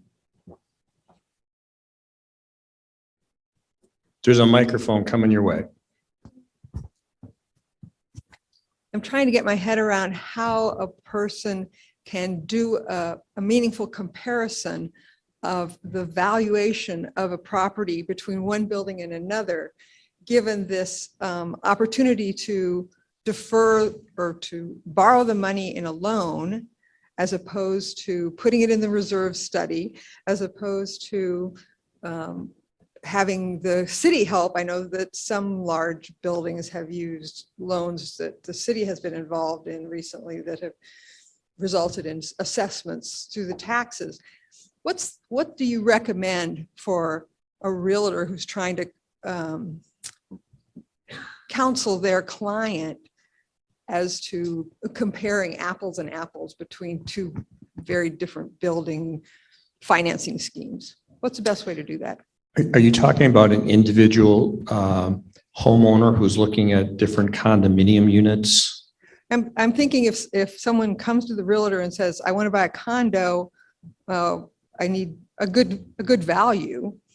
But it sounds like just looking at what are your HOA fees isn't necessarily going to tell you what in fact your out-of-pocket costs are going to be, and how you, especially looking at the next 3 to 5 years, say. If you've got loans, I assume that the loan that you're talking about would show up in the HOA fee because you would have to increase your dues to pay the loan back, right? But the loans that I'm hearing about that are funded through the city and go on to your tax assessment, that would show up somewhere differently. So just what are realtors needing to do to give good counsel to their clients in comparing the finances of different buildings. So I'm going to take a shot at answering this. And hopefully there's no realtors in the room. I love this question. I think the first premise is that whether it's today or 10 years ago, you can't just look at what the association dues are from, or what, you know, in the realtor world, it's price per square foot, right? What's the price, the purchase price per square foot of this unit versus that unit? What's the association dues for this unit, either in aggregate or per square foot compared to this other building, right? I would argue that the association dues, if you look at it in a vacuum, you'll always end up in a bad place because there's so many other factors from a financial standpoint that need to be considered. One of them is the reserve plan, right? Do they have a fully funded reserve plan or don't they? Because if they have a fully funded reserve plan, you know that it's very unlikely that there's going to be special assessments down the road. If you have an association that has a reserve plan that's not fully funded, then by definition, there's going to be special assessments. And some associations, dues are artificially low because they actually have planned special assessments over a period of time in their reserve plan. So if you are, so just from the financing piece of it, it doesn't really matter whether you go to a bank and get a loan or whether you go through one of the municipality programs. Somewhere in the financial disclosure, here's our debt service payments. Doesn't matter whether it's to a bank or to the city. In most cases, it's built into the reserve plan, and therefore your dues are higher because there's debt service payments to service the loan, and all that would be disclosed to you in a resale disclosure statement. So if you're a typical real estate agent, a lot of times real estate agents won't know that level of detail about a building until they get a resale disclosure statement. So does that help answer your question? You gotta look at a lot of different things to understand what it really costs to live in a building. Yes. Are there any other questions? I'll ask one. I think one question that I always see for, especially for reserve advisors, is how much should we have in reserves? And it's hard to have, you know, some kind of rule of thumb industry, because the answer is whatever your reserve study says, right? But is there any general metric for whether it's, you know, a condo or an HOA that you like to advise boards on, or is it purely the reserve study that dictates what should be in the reserve fund? Yeah, that's a good question. I know you wanted a short answer to this, but I'm not sure I can put a short answer to this. So you may have heard the term, Andy used the term fully funding. You may have heard terms like 70%, you're 70% funded and you're fine. There are reserve estate providers out there who throw that out there, 70% funded and you're fine. But we advocate a running cash flow, a running reserve funding plan that incorporates reserve contributions. They're sufficient to fund the reserve expenditures rather than picking an arbitrary percent funded, 70, 60, 20, because a percent funded varies by property. It varies by where you're at with your components. It varies by how those components are even structured. So rather than arbitrary picking of a percent funded, have a running cash flow in place that funds these projects. One of the big misperceptions out there is that if a reserve estate provider says 70% funded is fine, people east of the Rocky Mountains think, okay, well, I'll take that reserve study guy's recommendations and cut them down. You know, we have to put away 70% of that. And that's not what that means. That refers to a specific way of calculating the reserve contributions called the component method, which is primarily used west of the Rocky Mountains. So simply put, in this reserve funding plan, this cash flow analysis that's sufficient. In most states, you have the option. You don't have to follow your reserve contributions per reserve study. So you have those three mechanisms available to you: reserves, loans, and special assessments.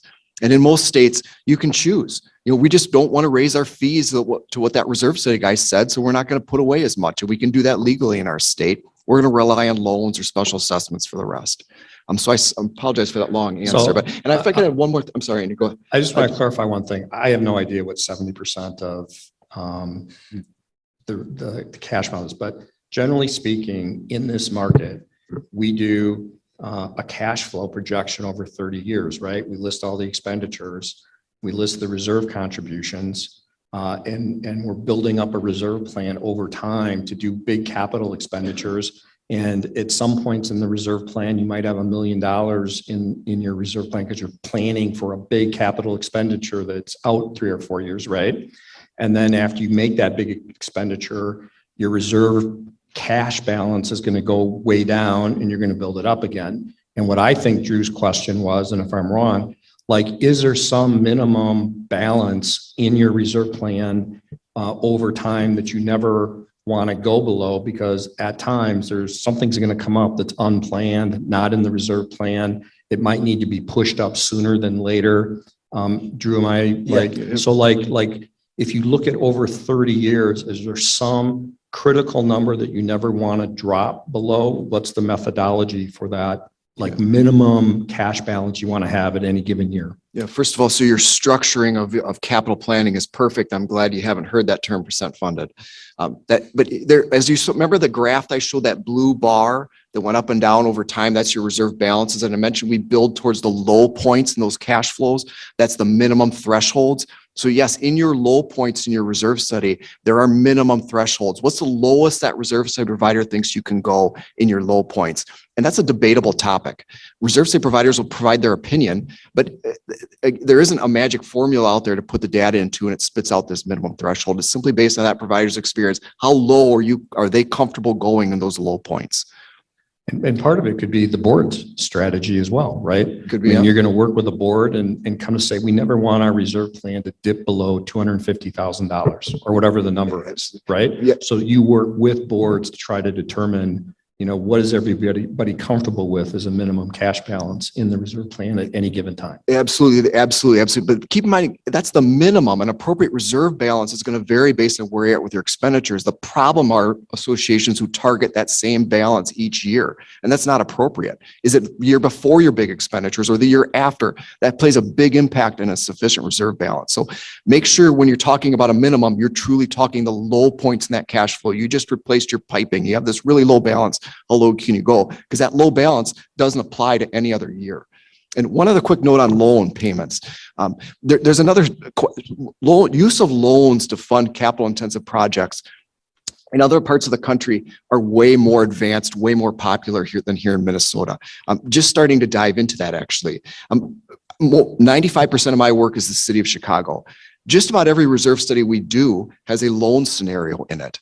And it's a massive part of their planning for capital projects. But you have to ask yourself, how are you going to repay those loan payments? Because if you're going to repay those loan payments through reserves, that's one scenario. If they're going to repay those loan payments through special assessment income or your regular annual operating budget income, those two scenarios are completely different. And so associations who are underfunded, their reserve contributions are way low, they say, well, we'll fund that project from a loan. But then if they say we're going to fund the loan payments through reserves, you're still in trouble. Like you still need to raise your reserve contributions at that point. So use of loans, especially these low interest rates, we advocate that a lot nowadays for the reasons that Drew mentioned. So many positives, but make sure you go a step further in how are you going to pay those loan payments? Because if it is through reserves, you still have to address your reserve contribution. Is it sufficient? We're going to take a couple of questions, then we'll take a break in the back.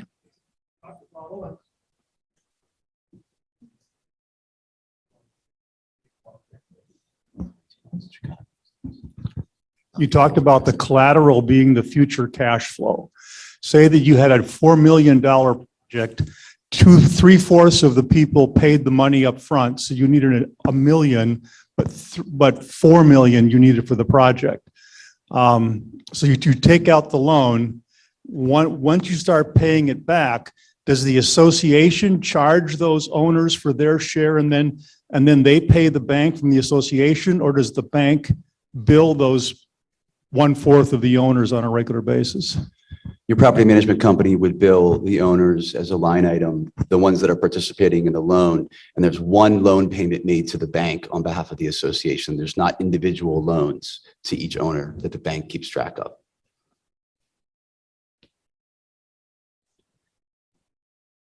Any other questions?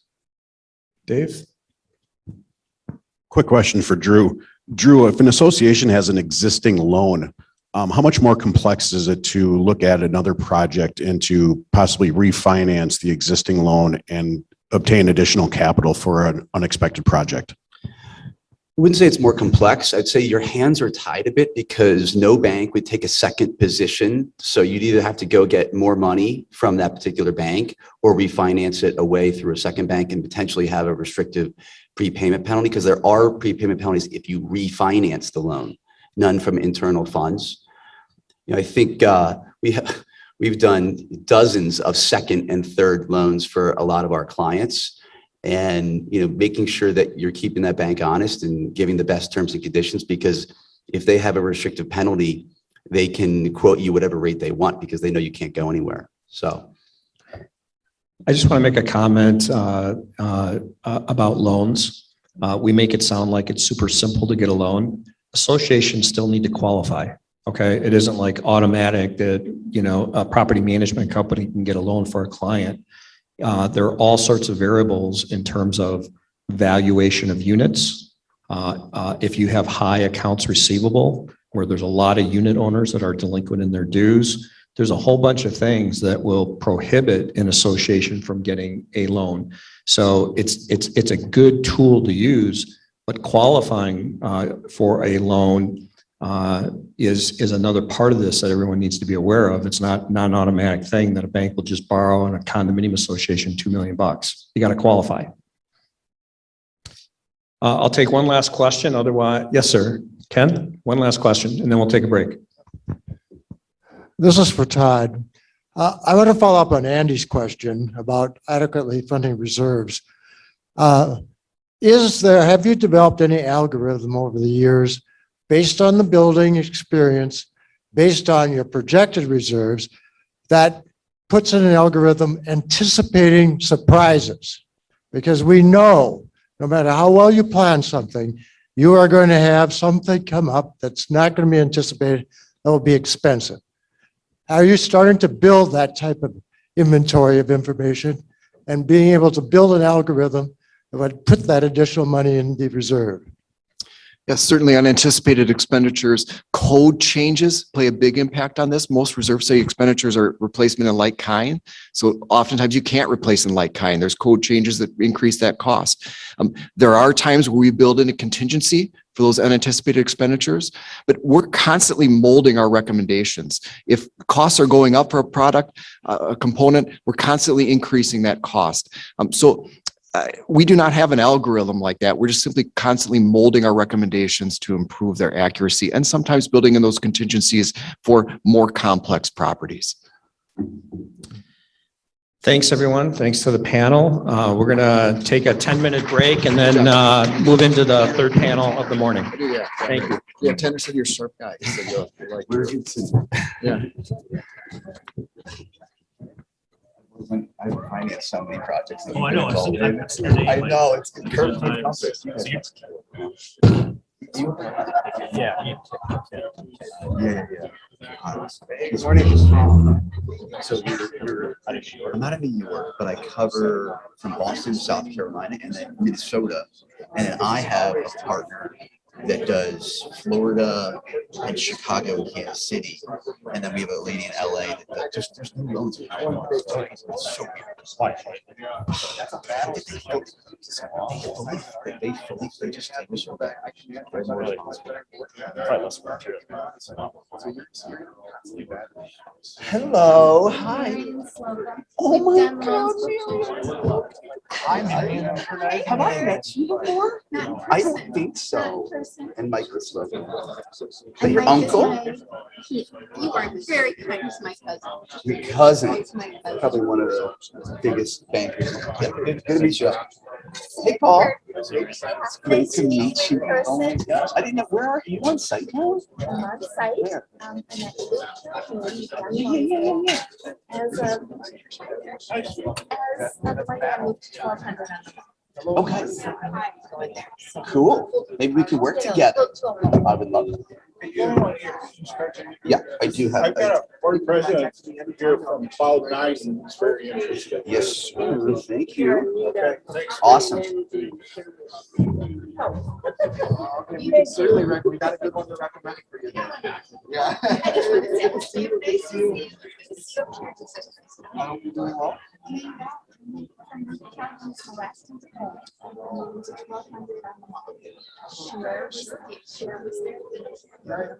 Are you going to be on set? On set, okay. Is that easier or tougher?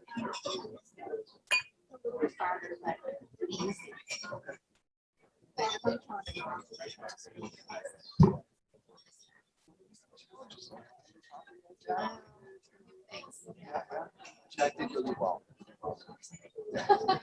Good to see you. So who would you recommend?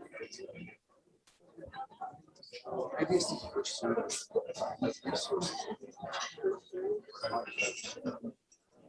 You guys are next.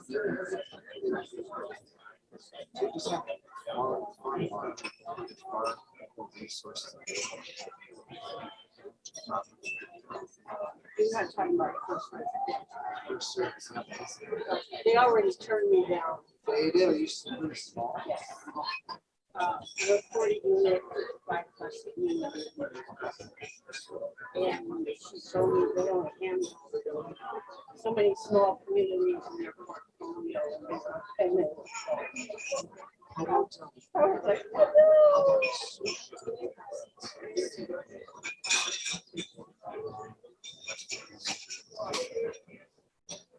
is that right? Yep, that's right. That's right. You email me. I can get your story. Yeah. Yes, and our board quit. And so some of us stepped up trying to take over, but we have no reserve, we have no budget. They didn't follow state guidelines. In essence, we had some very dishonest people that ran off the entire association. So we're need somebody else to take that out, the emotionality, you know, about. So we don't want to raise dues. We have 11 people that are originally owners. And I tried to explain to this. I said, 22 years ago, you paid $150. I said, and now you're only paying $220. You know, over 22, you know, and I explained to them that actually cost me $1.49. That's finally something to do. But, yeah. Yeah, I can do it better when you work with people that have cancer and 80 and 90-year-old, you know, ladies, track and stuff. And I'm actually the youngest person you know. Everybody has kind of aged out and died or moved into assisted living. We just had one of our residents die a couple of weeks ago. So now I have to deal with the family and the estate.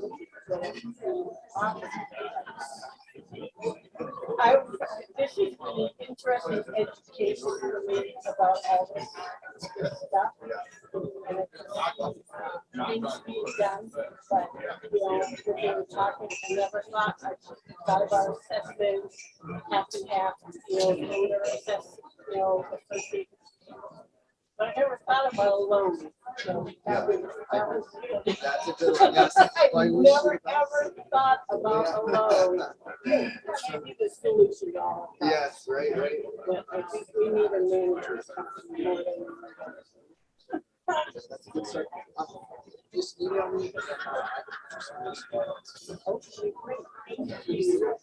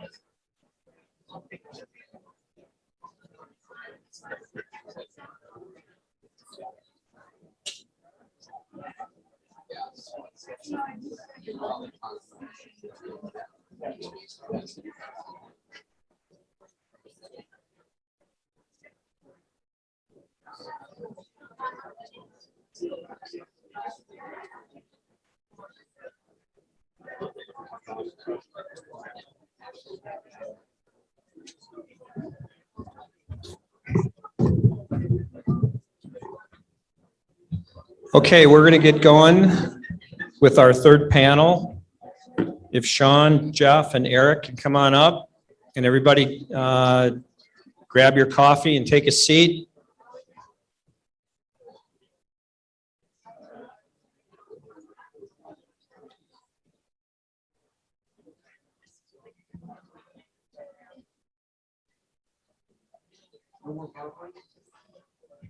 No more slides.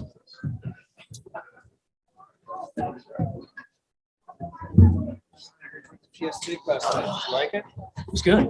Building's cool. Yeah, The space is awesome. Yeah, I heard. Yeah. Jeff Peterson was telling me a bunch of Yeah. stories. Sneak by. Yeah. Yeah, it was good. Good spot. Yeah. Yeah. Hey, Jeff. How you doing? Yeah, good to see you. How's it going? Good. How are you? You as well. If everybody can grab their seat, please. At least like took some notes. I thought about bringing it. So like I knew what the agenda was, but that one. So the third panel this morning is going to talk about insurance. Insurance for associations in Minnesota continues to be a challenge. We have kind of an interesting panel because we have Jeff Mayhew with American Family, a large agent for American Family that probably many of you use to for the master policy of your association. So we're going to get a perspective from a direct writer. We have Eric Scarns with the Insurance Warehouse, an agent that has access to lots of different markets. And then we have Sean Kent, who's with FirstService Financial, who has a very national perspective on what's going on in the insurance markets for HOAs nationally. So I think what I'd like to do is from each of your perspective, why don't you tell us what's going on, what's the state of the insurance market as it relates to HOAs for everything from townhomes to single-family home master plan to high-rise. Tell us what's going on from your perspective in the market in that area. Sure. Jeff, why don't you start? Okay. I'm Jeff Mayhew. I own the American Family Agency in Plymouth, Jeffrey Mayhew Agency. And we insure hundreds of HOAs, the single family HOA associations that may have a pool. They may just have a sign. They maybe just have a board for architectural and just management of lots and have no property. That is very easy to place in Minnesota. There isn't a lot of liability on such things and the property values are low. We also do a number of condo buildings and townhomes. Townhomes are where you get the really difficult markets at this point. And that's because of the sea of roofs that you'll see out there and the frequency and severity of the hailstorms that Minnesota experiences. So when you have a company that has a $50 million location with multiple buildings, the risk on that insurer is pretty significant. Roofing costs have gone way up. When you look at the premiums, you're paying 0.2 cents or 20 cents per $100 valuation. So that's it's a 0.2% of your value that you're paying in premium. Yet when the losses come in, we're seeing losses that are about 10% of the value of the location. So this market has been very difficult for about 20 years now. And if you look at the loss rates over the last 20 years, They have significantly increased in Minnesota. We had a very large loss in 2008 in Hugo, that if it would have happened in 2003, there would have been no loss because there were no buildings there.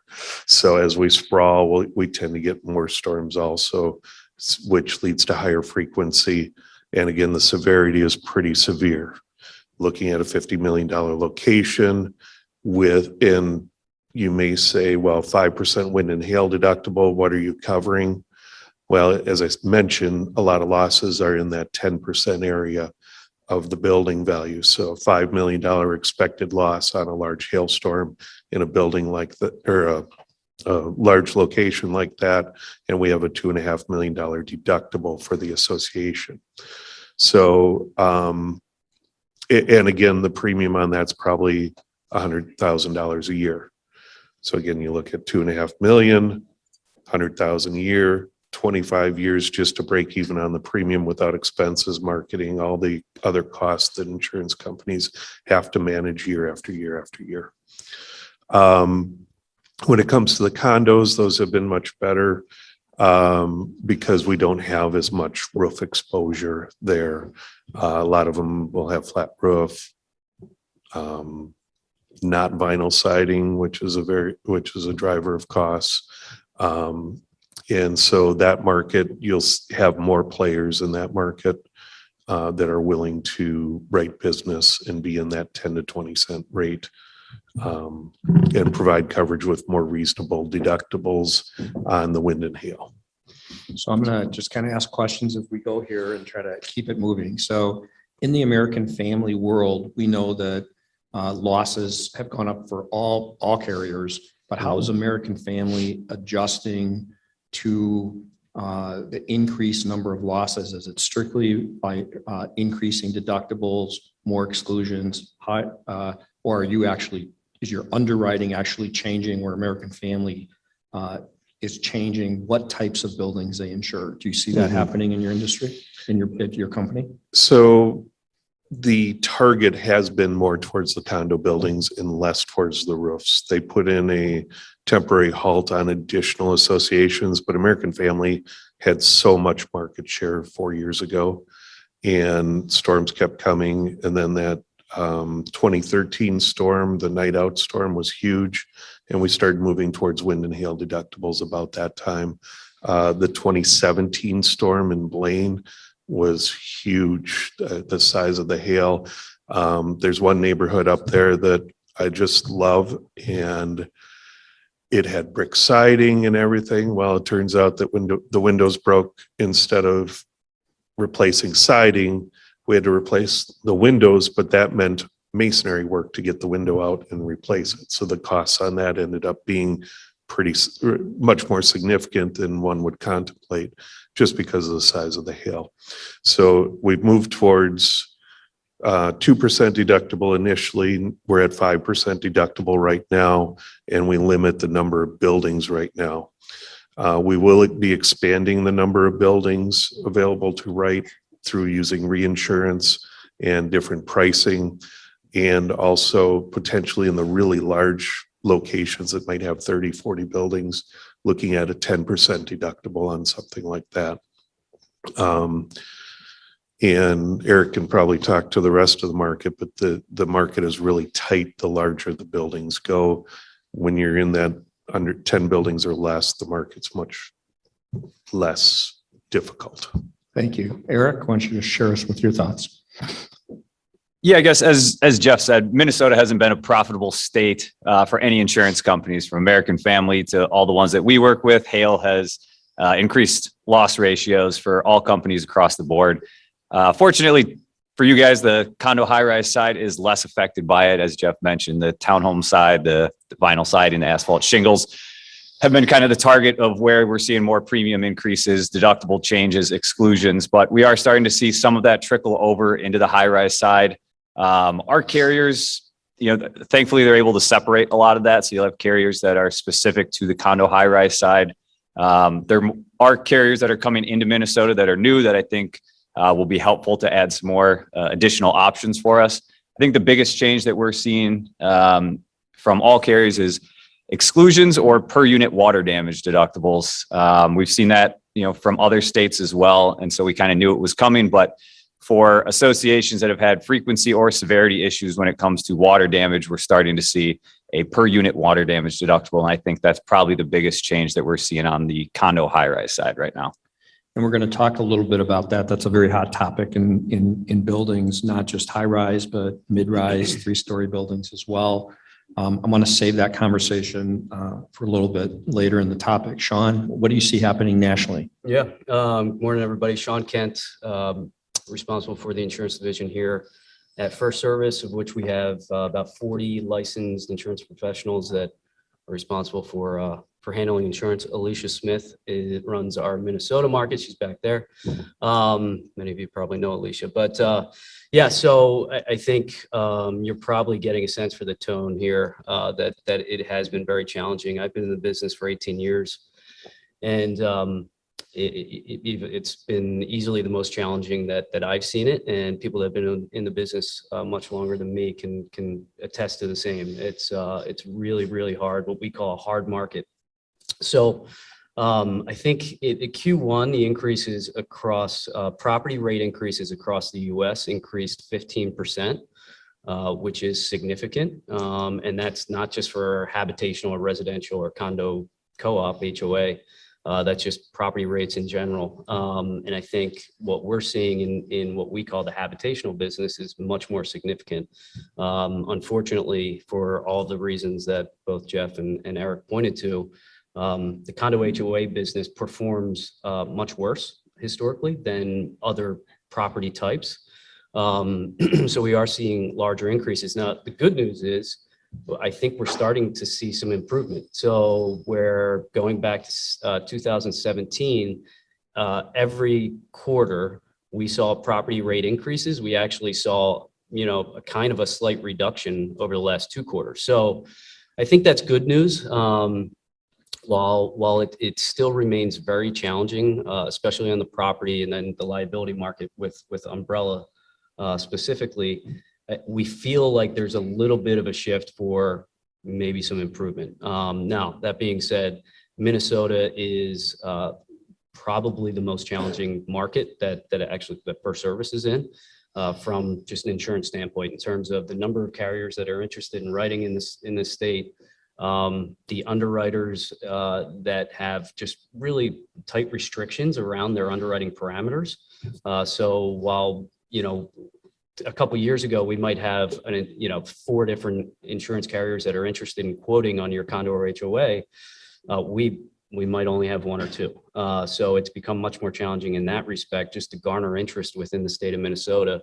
And I think that's been evidenced by some of the carriers that have left the state over the last couple of years. So all said, still a very challenging market, but I think we do see, potentially some silver lining on the horizon. Can you talk a little bit? I know that a lot of carriers have left the state. Some carriers like American Family have kind of capped or said, you know what, we don't want any more of these. We'll talk about, buildings that we manage, but we don't want any more. How do we attract more carriers to come into Minnesota? And how does that work? How do we, why aren't they coming into Minnesota? It's just the loss history, it's the storms, it's the hails, it's the too risky for new carriers to come into this market. And what do you see happening with that? Yeah. So that is part of my role is to kind of build relationships with carriers at large and, get them interested in writing business really anywhere. Minnesota has been interesting because we've played a part in bringing 2 carriers into the state. One of which just announced that they are now leaving Minnesota, Middle Oak, which some of you may know. And Eric is spending quite a lot of time dealing with those renewals. So, part of what we do is paint the overall risk. So the portfolio that we manage, we paint it in the best possible light. And we break it into certain segments, risk types. So you have your condo HOA, and we do what we call kind of a loss pick on that. And then analyze it in a way, maybe if you think about an actuary, we do it in a much more remedial way where it's just like, hey, if these buildings had a 2% or a 5% wind hail deductible, it would have performed much better. And in fact, the loss ratio would have been X. And we do that in the high rise business as well with per unit deductible. So I think ultimately that's where the industry is going, as Jeff had mentioned and Eric did, where there's just there's much more of a movement towards higher deductibles, both on per unit and wind hail. So that's much more appealing for insurance underwriters, right? So I think as that trend continues, insurance carriers are going to be a little bit more attracted to the state of Minnesota to feel comfortable that they might write a profitable risk. So I think that may take some time. Doesn't change the fact that storms are becoming more frequent and more severe, right? So we're still dealing with that as an issue. And I think, quite frankly, the insurance industry, I don't know has a solution for that. And I think that's what they're grappling with. And that's why we're just so quick to go to higher deductibles and so forth. So when we look back at the mid 2010s, and we were writing business all the way from 2001 to when the market got hard, we started to see a little dabbling in wind and hail deductibles. And then probably around 2013, it actually got going where, okay, we have to do this to remain in the business. What we did find all the way along there is every time that the insurance company wanted more money so that they could pay claims, we moved the deductible up. But without the wind and hail deductible, we didn't actually take care of the biggest problem. We took care of these water claims, which really weren't the big issue. We still had the $5 million hail claim out there with a $25,000 deductible now instead of $10,000. So we really still had all that loss, but we had the same premium when we were trying to get more. So there is a point here where someday the pricing or the exclusions catch up and we can actually become a profitable state. I think one of the exclusions that I've seen more recently on some companies is a cosmetic exclusion for wind and hail. It's for roofing surfaces. So the industry right now wants to pay replacement cost on roofs, not actual cash value. Actual cash value is not allowed in the state according to our attorneys for associations. So the only way to reduce the frequency of the claims is to reduce what is a claim. So by using a cosmetic exclusion, if you lose some granules, before we're going to cover that and replace a whole roof, throw it in the landfill, put a new roof on, no matter what the age is. If you start excluding the cosmetic damage, now there's no claim at all. So I've seen some companies try and go that route. Whether that'll catch on or not, I don't know. But it may be something that you'll have to look at for older roofs that have been through a number of small storms, but never totally damaged. But now are getting more and more brittle and more likely to actually need replacing. In order to get insurance on that, you may have to go to an exclusion for cosmetic. That doesn't mean it's not covered. You get the big hailstorm like we had in 17 where shingles are broken, it's all covered. So I'm going to accelerate the conversation a little bit and just talk about different types of buildings, right? So primarily hailstorm damage primarily impacts townhomes, associations, large single-family home master plan, right, where you have hail damage. And what Jeff's talking about, which is primarily what they insure, is if you have a hailstorm and it put little indents into the shingles and it was strictly cosmetic and didn't impact the performance of the roof, what used to be covered by the carriers where you put a new roof on, what Jeff is saying is that, you know, where the industry is going, if it's strictly cosmetic, it's not going to be considered a loss. Am I saying that right? Correct. That's one of the ways insurance companies in this type of product are trying to reduce their exposure and reduce losses. In the condominium world, what's happening is most of their losses have to do with water. There's a pipe breaks, it goes down 5 stories, and you have a bunch of units that have water damage. And what the carriers are doing to mitigate their exposure is that what used to be a $10,000 deductible per occurrence. So if you had $100,000 worth of water damage, the association would have one $10,000 deductible, and the balance of it used to be covered by the insurance carrier. Now where the industry is going is that they are saying there is going to be a deductible per unit. So if you have 5 units that have water damage from a broken pipe, there's now a $10,000 deductible per unit. And what used to be a $10,000 deductible is now a $50,000 deductible because you have a $10,000 deductible per unit. In some cases, where buildings don't have good loss histories, it could be a $25,000 deductible per unit for water. And so that's kind of where the industry is going and how these insurance carriers are mitigating risk. And what that has led to in many cases for boards and associations is, what are we covering? There's 3 types of coverages that associations have within a building. They have what's called an all-in policy, where the master insurance carrier insures everything in the unit except personal property. So hardwood floors, cabinets, everything inside the unit. Then you have original spec, which I'm not going to get into the weeds, but it's almost the same as an all-in policy where they cover everything in the unit. And then you have a bare walls policy that basically covers drywall to the outside wall. So what a lot of associations are doing to mitigate risk is that they are moving, those associations that have what's called an all-in or original spec policy are moving to a bare walls policy to limit the exposure to associations and transfer the risk in the event of a loss from the master insurance carrier to individual homeowners, HO6 carriers.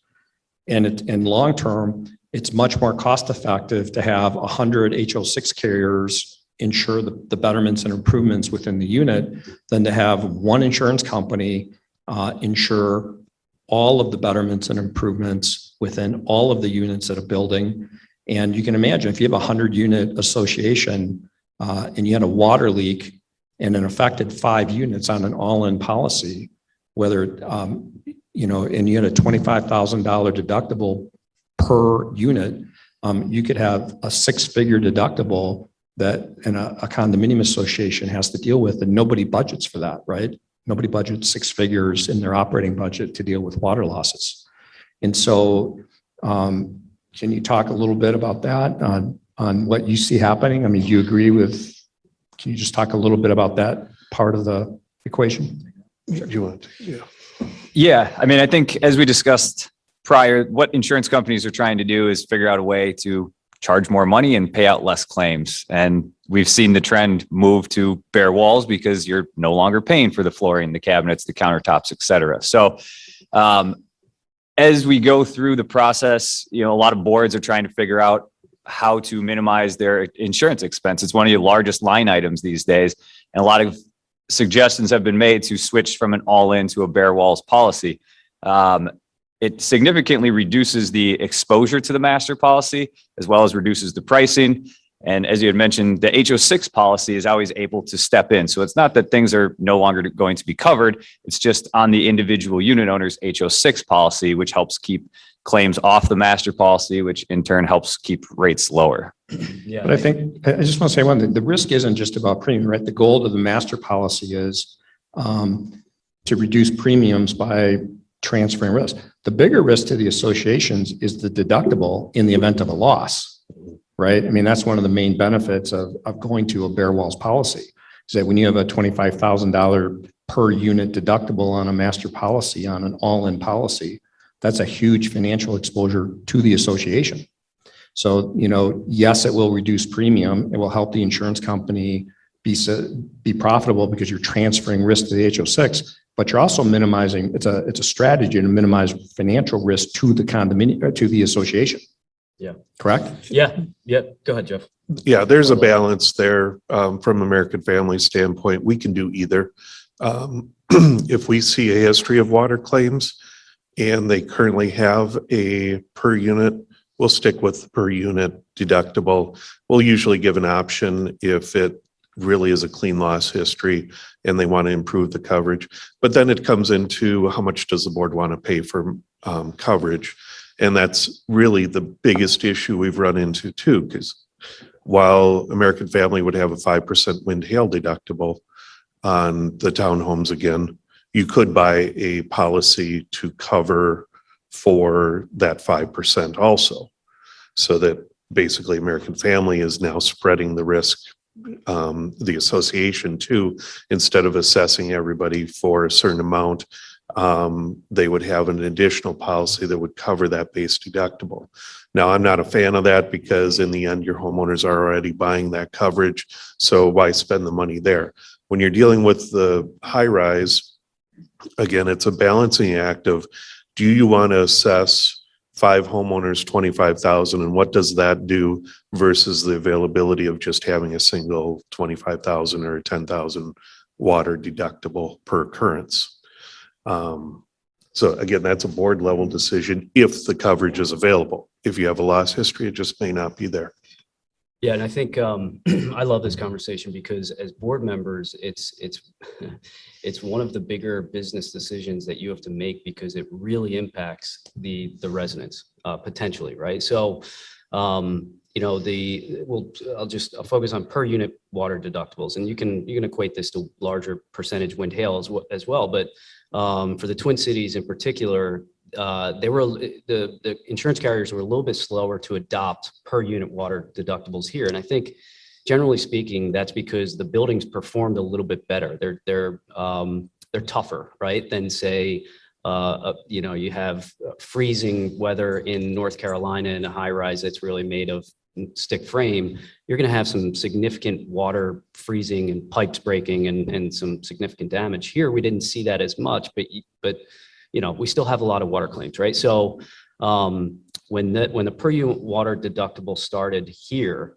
it was a little bit of a shock, and I think it took some education with board members and your residents. The one thing that's unique about Minnesota is that the communication to homeowners and residents, if you have renters, with regarding the coverage on the master policy and what the homeowner should be responsible for is really, really good. And I attest that to really good management companies, FirstService, and the agents who, you know, are really tenured in condo association business, right? So on every single renewal that goes out, it doesn't matter who the agent or broker is. There are letters that they put together that go out to every single homeowner, right? That says, here's what you need to think about in your HO6 coverage or your HO4 coverage.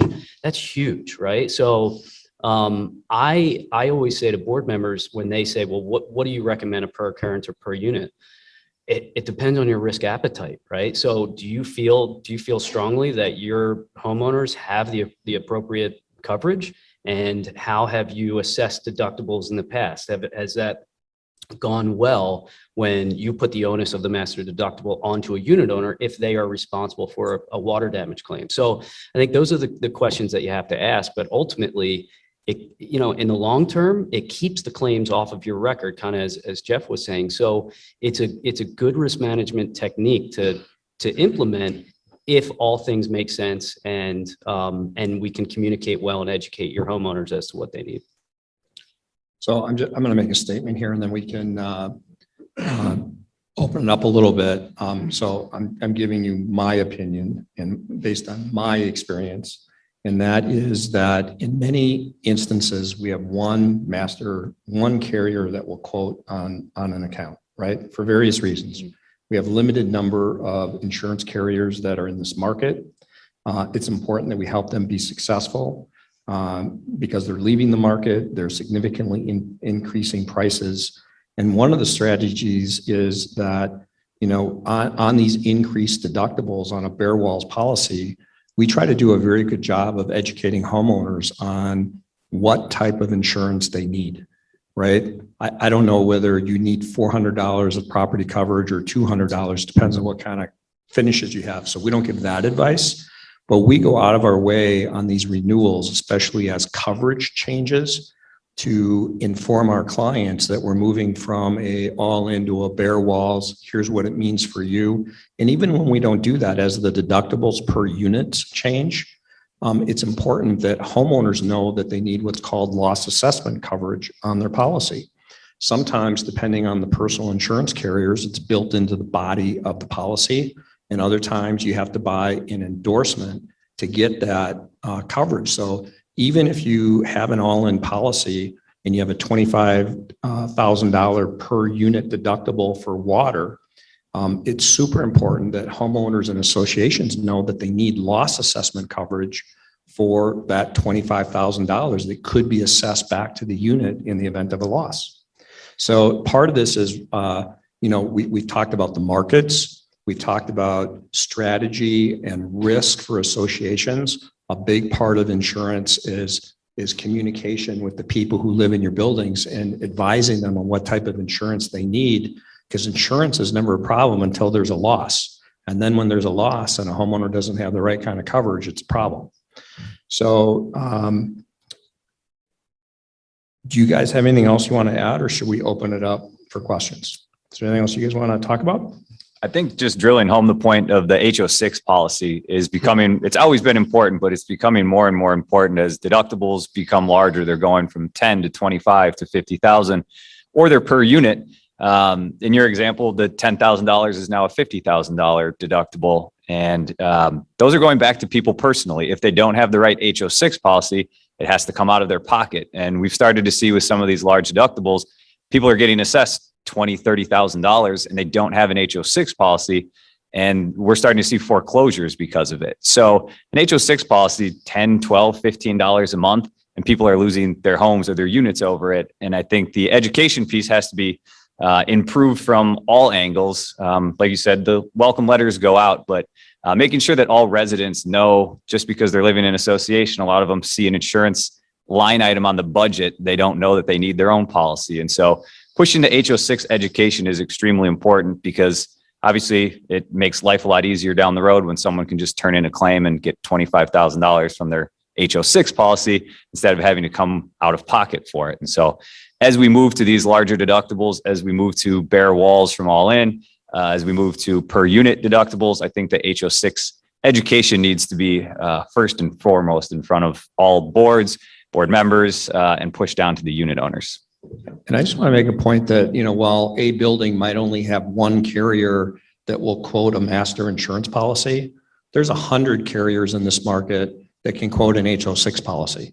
So it's a much more competitive and dynamic market on the HO6 front as a homeowner than in an association trying to get insurance on the building. But you definitely want to purchase from yes, you want to purchase from American Family Agent. Anyway, back to the real point was you want to buy from a Minnesota agent. Do not go to the 800 numbers. That's where we see the biggest problems. In Florida, they have percentage wind and hail deductibles, but in Florida, HO6s only cover $2,000 towards a deductible. So homeowners are on the deductibles out of pocket, where Minnesota is much more generous with the HO6 that removed some bad wording back in 2001 when we first, actually 2005 was when we had the first storm with wind and hail deductibles. Everybody's policy said we'll cover $1,000 towards a deductible, and people were getting $4,000 and $5,000 assessments. Minnesota quickly changed it. Minnesota industry changed its tune and covered those assessments, and then changed their policy language so that we are on these $30,000 wind hail assessments. Thank you. I'm going to ask one question and then I'm going to open up to the audience. From an insurance perspective, from a master insurance policy perspective, how do you see what happened at Surfside impacting the insurance industry nationally, locally, nationally?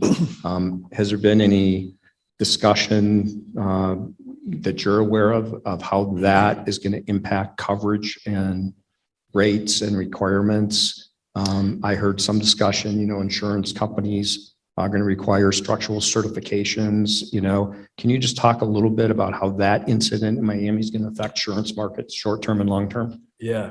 So that incident really hit home for us in many respects. But in my opinion, we haven't seen any knee-jerk reactions, nationally or globally at the underwriting level. I think that there's much more concern. Well, let's just call it what it is. I mean, what we didn't think was possible happened. And that's the scary part, right? So from an insurance point of view, that really is the scary part, where it makes you wonder, if you're an underwriter, how do you underwrite around that? And I don't think you can, unless you're really aware of some structural defects and issues going on in the building. But I think there's really a couple components. One, you have the property coverage, right? So one of the questions that we're getting more consistently now is, how do we know that our property is properly valued, which is always a good question. And I think that there's some checks and balances between the property valuation systems that underwriters use, appraisals, which are really the best method to know that you're adequately insured. But that's a concern for board members in the event of a total loss. And you have your board member liability. So you're a lot more questions around your directors and officers liability, and what kind of limit should we have? How would we be liable in an event like this? And then you have your general liability and umbrella liability. So just for perspective, all of the carriers on that building paid out. They just said, here you go. Yep. The umbrella, the property, the general liability, the directors and officers liability. So I think from our perspective, there is a lot more attention being given to some of the things that you mentioned, Andy, just, engineering reports and appraisals and reserve studies. And I think that has been a little bit more of a trend for underwriters to just look at those things a little bit more closely and ask some more questions. But for the most part, we haven't really seen, like I said, any knee-jerk reactions. We haven't seen major rate increases.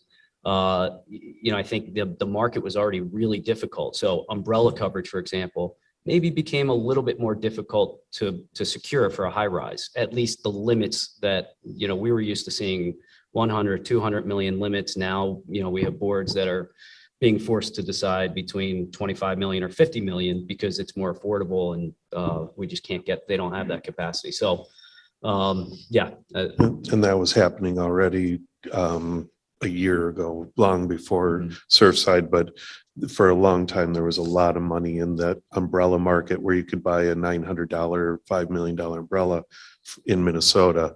And that carrier's is leaving the market currently. So a lot of the brokered umbrellas, another carrier that we used, because I broker also some things, they don't have a reinsurer right now, so their umbrella market's dead in the water until they secure a new reinsurer for the purchasing group.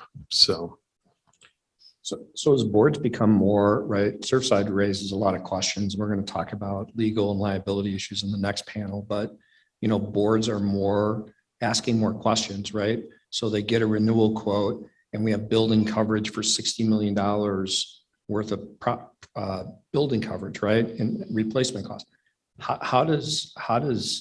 Is there things that boards can do short of getting an appraisal to make sure we have the right valuation? What is your experience like? These valuations come up, right? They may increase it 2% from what it was the year before. But how do we know the number from the year before is the right valuation of a building? Or can you talk a little bit about that? Yeah, I'll get a start. I mean, so every renewal you receive, your property manager receives, and typically board members as well, applications, right? That say, this is the information that went into your underwriting file, review it, sign it, make sure it's accurate. So as long as the information that's going into the property valuation systems that all carriers use is accurate, the value should be pretty good, right? Now, there are times where we see variances in those valuations all the time. I mean, and sometimes they're significant depending on the system that's being used. But I think generally speaking, the best thing that you can do as a board member, absent a real estate appraisal, is just make sure that the information that's going into that underwriting file is accurate. As property managers, we really know the buildings, but if we just started managing your building, it's all about the partnership between the board member and the manager to make sure that we're aligned on all of those factors. So that's one thought that comes to me. Yeah, we're getting a lot of questions just because of the market that we're in right now with, the price of wood changes every day, the labor and material cost of fluctuating. So the building value technically is fluctuating with that as well. And so I think to Sean's point, as long as the information that is going into our systems is accurate, the calculations are going to be somewhat accurate. And then I think most carriers and most people that are working on the associations, guaranteed replacement cost becomes kind of your buffer to make you feel comfortable and sleep well at night. So if the agent has accurate information, the valuation should be accurate. And then on top of that, there's the extended replacement cost or guaranteed replacement cost that will essentially give you a buffer on top of what that scheduled limit is in case the estimate is off. Yeah, as we saw a 20% increase in construction last year, the values that were done at the beginning of the year were 20% low by the end of the year. So having a guaranteed replacement cost is a must. And in the Minnesota market, it's pretty readily available, especially in the high-rise townhomes.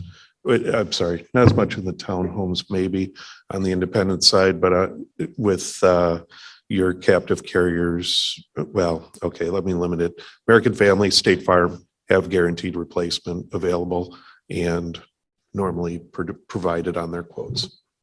Thank you. So let's open up for questions and we'll start with questions on the chat.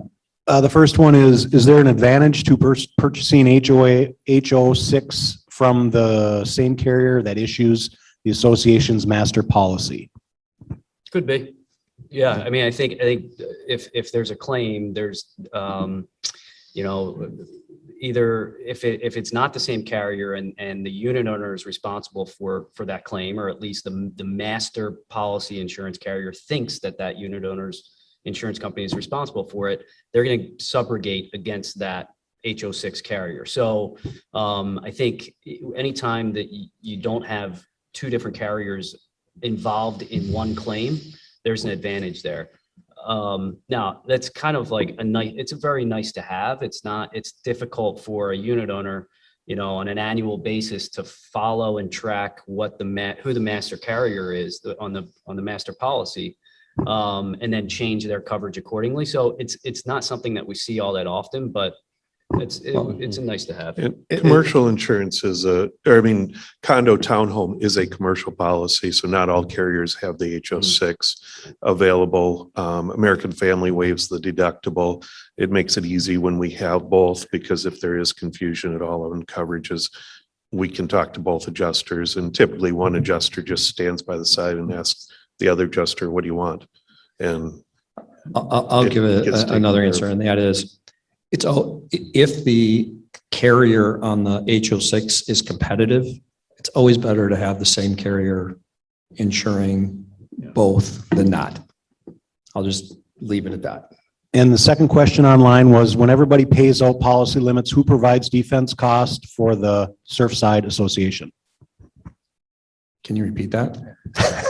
When everyone pays out policy limits, who provides defense cost for the association? They're referencing Surfside. Yeah. That's outside. Yeah, same carriers. Yeah. So as long as hopefully there's good D&O, directors and officers liability coverage, but it's the same carriers that would pay for those defense costs. Okay, let's open it up. John? So typically, with insurance, do we ever get to go back to the per unit? So if we do, say, $500,000 preventive maintenance, simply based on those leaks that we had in a building to try to minimize those future losses, typically we just fill out the property specs, but do you take that into consideration as well? If you have a couple of years without a good run loss and you in a building that was prone to leaks, is there any way to get back on the insurance good side? Yeah, it takes a while, but insurance carriers are typically looking at 3 to 5 years of loss ratios. So, sometimes you've got that magical $1 million claim that's just outside of that, and they look at it completely differently. So, especially if you've done some work to help mitigate those claims from happening again. Obviously, a frequency issue is what carriers are worried about with water claims. And if you've done $500,000 in work, that's something that we talk to our underwriters about. And then obviously looking at loss ratios. So it's always a negotiation with the underwriters. It might come at a price, but if it's something specific that the board feels is necessary, it's definitely an option, and clean loss runs will help that. I mean, the loss history is the loss history. You can't change it. But what you're trying to do is build a story for the underwriters, right? If you have 3 loss histories that are all the result of a fire suppression system, and you can demonstrate that you've spent all this money to fix that problem, to mitigate this from happening again, that's part of the story that our agents need to go to the underwriters about and try to get them to quote. So with regard to HO6 policies, when we have, and this is something I think is maybe coming down in the market, but when you have a loss assessment charge and it's 5% wind hail per building or whatever it may be, there is some, I think, discussion, and there are a few carriers that are saying that the owner has to reside in the unit when at the time of loss and at the time of restoration. And in some cases, that could be a delta of years from the date of loss to the date of restoration. And I'm just curious to hear how we anticipate to address that. I mean, I think there's some ways that we can mitigate liability from the association's perspective, but from a homeowner and board education perspective, that's a big change in the way HO6 policies are going to be impacted. You got to have the reputable carrier. I do know of a exclusive agency force that is saying it's the data loss, and everybody else is typically using the data loss is the date of the assessment letter. There is no claim until you're actually assessed. So I'm not familiar with which company that may be, but Yeah, we can't name names, but don't buy your HO6 policy from Aaron Rodgers is all I would say. There's new language in their policy that has changed what we're used to. And so previously, all carriers had paid out loss assessment by the date that they were assessed. Their language has changed that you have to live in the unit both during the physical date of loss as well as the loss assessment date. So if someone moves out in between that, typically it would be paid out by the person that moved in, but that's no longer the case. So we're starting to see an issue that's actually legislation's potentially stepping in on it, because now we're seeing people then they sell their units. If there was potential claim, they're having to put money aside in escrow in case they get assessed down the road. As we're seeing with some of these hail claims, they get drawn out a year, 2 years, sometimes longer. So you've got someone who's potentially selling their unit that needs to put $10,000, $15,000, $20,000 aside for a year and a half, 2 years, maybe 3 years. And so it's causing a huge ripple effect from all the carriers, because said carrier is the largest personal lines carrier in Minnesota. I think a lot of people may copy and paste that language into theirs, and it will cause a lot of headaches for us, for you guys as managers, for boards, for unit owners, because no one will cover that. And so I think the education piece is important. I think letting the new unit owners or buyers be aware that they should look into the language of their HO6 carrier is going to be important. Shine them away from a certain carrier, maybe something to do as well, to avoid some headaches down the road. we do that every day, of course, with that one. But with the loss assessments, you, as a carrier, you can actually end up buying a claim. So you write this new HO6 for this new customer, you're all excited about a new household on the books, and here there's a pending loss assessment. They get the letter. If you use the loss assessment as the date of loss, it's in your policy period and you're on it. So that's what we call buying a claim. Can the HOA documents or the condominium documents require an HO6 policy and require the deductible policy to be in there so that it covers the deductible? I think that makes sense, since there's so many carriers that offer HO6 that it should be required somehow. The answer is yes.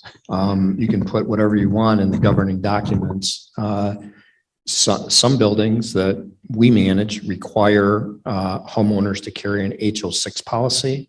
They don't get into the level of how much coverage or loss assessment coverage, but just the fact that they require every homeowner to have an HO6 policy is a big deal and important. And that's not the norm. That's more the exception. But that's something that if you were building a new building today and you wanted to address insurance issues, the time to do that is put in your governing documents, and so that if you buy into this project, they know they have to obtain this type of insurance coverage. To add on to that, I think it's the tip of the iceberg. It's good to do, but the caveat to it is who's going to monitor it and follow up. And so having an HO6 policy is a good start. Having the right HO6 policy is a completely different story. We've got one person on our team that takes calls all day from other insurance agents asking how to put the HO6 policy together. So just because you have an HO6 policy, you may have $1,000 in loss assessment that gets thrown on the policy, like mentioned previously, but you may need 25,000. So requiring it, good step, but it doesn't completely do what you need to do. Yeah, that's exactly right. So I think that we're going to start to see a couple companies that are going to be much more effective at tracking the HO6 policies, because really all they can do now is get a certificate of insurance that says on this date, the date that we collected it, coverage was in place, but we don't really have many details as to the level or scope of that policy. So yeah, we do have many associations throughout the country who are working with a third-party company to track certificates and certificates of insurance for homeowners. But what we're finding is in many cases, it's pretty superficial. So really drilling down and understanding what that coverage that's the challenge. One of the big things that came out of the meltdown in the 2008-9 area was a lot of lenders found that they straight out told the new owner, you don't need a policy for the mortgage. The association's got you covered. Starting after somewhere around the 10, 11, 12 area, the federal government realized that they had tons of mortgages with damage to the units on a foreclosure where they stripped the whole unit and there was no coverage because there was no HO6, or at least no coverage for the deductible. So they started mandating 20% of the market value be on the HO6 under the building limit for every HO6. So that's improved the percentages. Can't tell you how many times I'd get a call saying, no, I don't need that $110 policy. We can take one more question and then we're going to close out this panel. Yes. So I'm just going to take her question one step further. I own a rental townhouse and I've owned it for 10 years. Last year, I received a $13,000 wind and hail loss assessment. My old insurer based it off the date of the assessment. My new insurer based it off the date of the occurrence, like you said. I've owned it the whole time. I had no lapse in coverage. Do you have any advice for me on what might help me in this situation? Take that one offline. Yeah. Unfortunately, I was just talking about this morning. A lot of times HO6 adjusters are the newbies. They start on HO6 claims.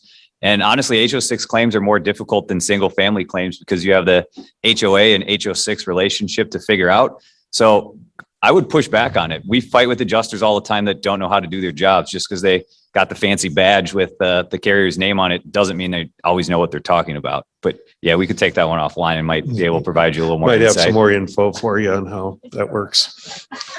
Thank you very much.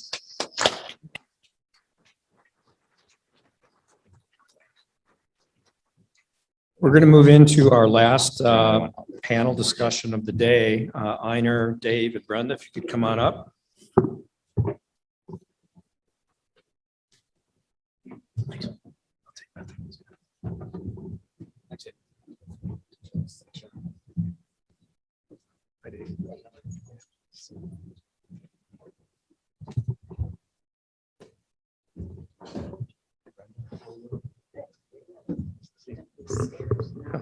stage.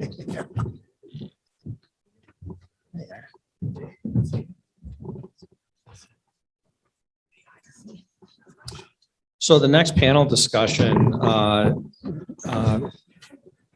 has to do with legal issues, board member liability. I'm pleased that all three of our panelists are here between them. Either they personally or their firms probably represent most of the condominium associations in the Twin Cities. Why don't we start by each of you introducing yourself? Okay. Hello, everybody. Good afternoon. David Helmuth. I'm partner in Helmuth and Johnson Law Firm. We have a large practice group that represents condominium and townhome associations, as well as builders and developers and construction companies. So we have a lot of depth in the area. Good morning / afternoon, everyone. My name is Brenda Sorrow. I'm one of the founding partners of Sorrow and Bergstrom, where we are a law firm in Oakdale, and we also represent associations in both their first-party insurance claims and their instruction defect claims. So we have a perspective there as well. Einar Hansen. I'm an attorney who has been practicing in this area since 1986, representing both large construction companies, architects, engineers, and homeowner associations. If there's a problem I haven't seen, that's a new problem probably. So. Thank you. So this part of the panel discussion is really geared toward board members' liability, fiduciary duties. We're going to talk about some terms that might not be familiar to some of us. We're going to talk about standard care and protections, the Nonprofit Corporation Act, common law, and insurance. And what we want to do is talk a little bit about just definitions and what it means if you're a board member. And so why don't we start with just safe harbors for fiduciary duties. Dave, what does that mean and how does it impact board members? Yeah, that's a good topic to start with. So the way, as a board member, you obviously have responsibilities to your constituents as well as to the nonprofit corporation. And in order to protect yourself, there are certain actions that you can take to put you into what we call a safe harbor or provide protection for you against liability. And there's a number of different concepts, but the business judgment rule is one, and that applies to nonprofit corporations as well as profit corporations. And under that doctrine, if you're acting in the best interest of the corporation, you then should be protected under indemnity. And there's indemnity under the Nonprofit Corporation Act as well as common law. So that's one safe harbor. There are others, including the reliance on experts. So as we've been talking today, and seeing, experts in construction and insurance, the board members have a right to get professional opinions, whether that's from a lawyer or from, an expert in construction or an expert on insurance. And that creates another safe harbor because they're now relying on the advice of a professional in their decision-making. So those are a couple examples. There's a few more concepts too, like the Volunteer Protection Act. Federal law protects volunteers that are acting in the best interest of their corporation.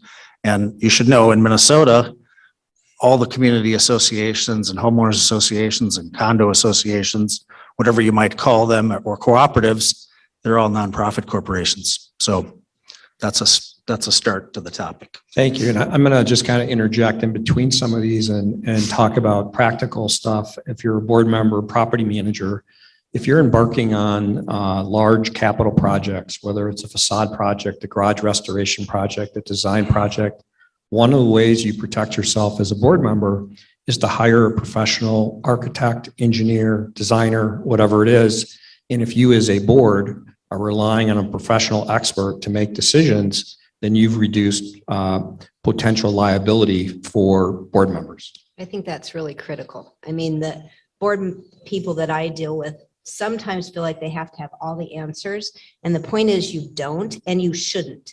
You should reach out and get the appropriate team behind you to help with whatever the issue is. If you've got a leaking building and you're concerned there might be a potential construction defect, do you know the time limits that might apply to your legal case? No, you probably don't. That's when you reach out to a lawyer.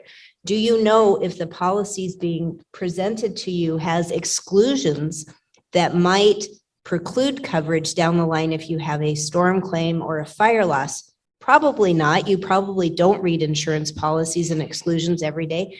You hire an insurance expert or a lawyer who does that. Do you know, how much you should set aside for reserves? You hire the right people to tell you that. And that is being a good board member. It's not thinking you have all the answers. It's finding the right team to help support your decision-making. And that's sometimes a challenge, right? Because board members don't want to spend money on engineering fees and lawyers and architects. And so as a property management company, part of our job is to educate boards on why it's in their interest to involve third-party experts on some of these larger and more complex issues. Einar, do you have something to add? Yeah, the fiduciary duties come from a statute. And so if you want to go back and take a look at the statute that imposes these duties, it's under the Nonprofit Corporation Act, 317A.251. And that's where the safe harbors that both David and Brenda were talking about are listed in terms of your ability to make that kind of reliance upon experts and find yourself with a safe harbor. But the more important thing is that board members need to act. And one thing that can get you in the biggest trouble is that you don't act, because courts will want to support you as a board member if you've acted in good faith and in the reliance of professionals who you have consulted with. The worst thing is for you to not act and just kick the can down the road from time to time until the disaster happens. That sets you up more than anything else. That's a good point. Thank you. Brenda, why don't you talk to us a little bit about what qualified immunity means? Well, that doesn't really apply in this context because Okay. that's more to corporate. So we thought maybe we'd skip that Skip topic. that one, Yeah. okay. How about, then why don't we just go in statutory indemnification? What is So that? that's kind of what we've been talking about, right? If you're acting in good faith and you can show a court, hey, I had this team that I was relying on. I acted in good faith. I acted promptly. I didn't take an engineering report and stick it in the drawer. I did something. That's all kind of wrapped up into that statutory immunity that Einar and Dave were mentioning, where you get a safe harbor from liability as a board member. You have to be able to show that good faith, and that gets debated, right? What is good faith to one person is not to another. So that's why having a team and documentation of what you did and why is really important. So that's kind of the statutory immunity concept there. Okay. Yeah, and specifically the statute is 317A.521. That's where the indemnification language is in our Minnesota Nonprofit Corporation Act. And to go back to qualified immunity, if you look that up, that's really more for public officials. And right now there's a discussion in Minnesota where the House passed a bill to eliminate qualified immunity for police officers, which would then allow people to take private civil actions against them because they're no longer protected. And I think that that's a reaction to the George Floyd debacle. So it doesn't necessarily apply to in a condo and townhome association. That's really a private nonprofit corporation. That's not a public city or government. So How about business judgment rule? Einar, do you want to explain what that means? And Well, the how that business impacts judgment boards? rule goes back again to the court wanting to support the discretion that you have under your governing documents. So your governing documents empower you to make decisions. So you take facts in, you make decisions. Yes, we do put on vinyl siding. We don't put on metal siding. We do these types of things. And that's part of your discretion on the governing documents. As long as that business judgment is kind of between the white lines of the highway, the court's going to support that because that's your business judgment in running your business. It's not going to try to substitute, well, if I was there, I would have done this, says the judge. I would have made this kind of citing decision instead of that kind of citing decision. They don't want to substitute their judgment for you. And that's something that has been supported in the courts in Minnesota in terms of backing up board of directors when they exercise the discretion they have in good faith, in reliance upon good data, having processed that through. I want to talk a little bit about directors and officers insurance. Every condominium either does or should be purchasing directors and officers liability, right? And so what types of claims does that cover? What types of claims does that not cover? And what kind of situations can board members, what kind of exposure can a board member have personally versus as a director on a board? Sure. Actually, I was just having this discussion with a judge yesterday on a claim where an insurance company was trying to deny coverage under a D&O policy. And the insurance company's argument was because a lot of the allegations were contract-based as opposed to negligence-based, they were trying to marry that into language in the policy that said it wasn't covered. They were also relying on an exclusion in the policy that said, well, board, if you're going to indemnify your officers and directors, we don't cover that. And so we were having a pretty good discussion and debate, but the takeaway was these exclusions get read kind of after the fact. The insurance company looks at the situation and says, aha, I sold you what's called directors and officers, but I didn't really mean it because this exclusion is going to take it away. So when you're evaluating a policy, that goes back to that team approach, understand what they're taking away, what they're covering, but more importantly, what they're going to take away if you have a claim. Is there a prior acts exclusion? All these things, and how does that marry up with your underlying CGL policy? And it gets really technical, and it can cost a lot of money. So it's real, but it is important to have that directors and officers coverage. It's usually an additional coverage you have to purchase.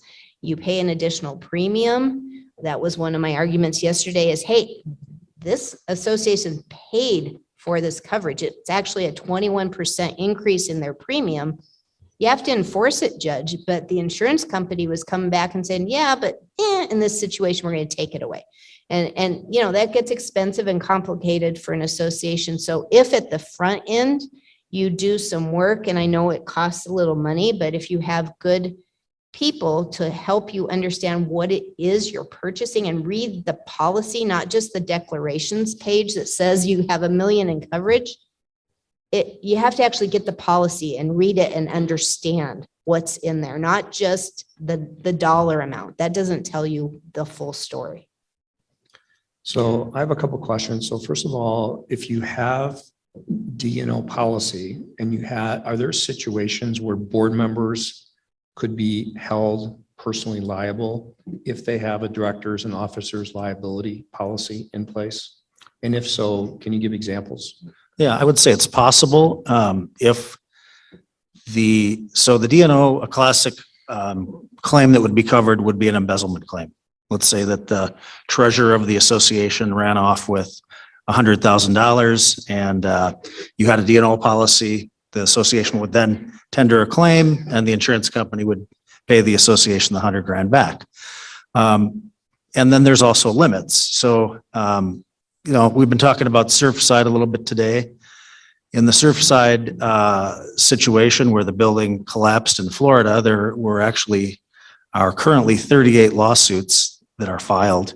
They've now been consolidated into a class. And as one of the insurance representatives said, you know, everybody put their policy limits in and now the insureds or the victims are making claims. And one of the claims they might assert there, and this goes to your question, is they might assert, well, we didn't have enough D&O coverage. And we believe that there was a 2018 report that notated issues with the building that were serious issues that were never addressed. And so therefore, we believe that the board of directors should be held personally responsible for anything over the limit of insurance, which, you know, is normally like $5 million. And now you have 98 people that are dead. So there's 98 wrongful death claims. And so that's a situation where there could be a claim against those directors for personal liability because the damages might exceed the policy limit. That's one example. So. And this is where what David was talking about before in terms of the statutory identification you have individually as board members becomes important. Because there is a statute that David was referencing, 317A.521, that requires the association to indemnify you as directors in the event that you were found to be liable for making a decision, as long as that decision is made in good faith. And that can become very important just for the reasons that Brenda and David are pointing out, in that D&O insurance isn't a unitary thing. There are times when there are certain gaps. One of the most important things about D&O insurance, though, is hiring an attorney.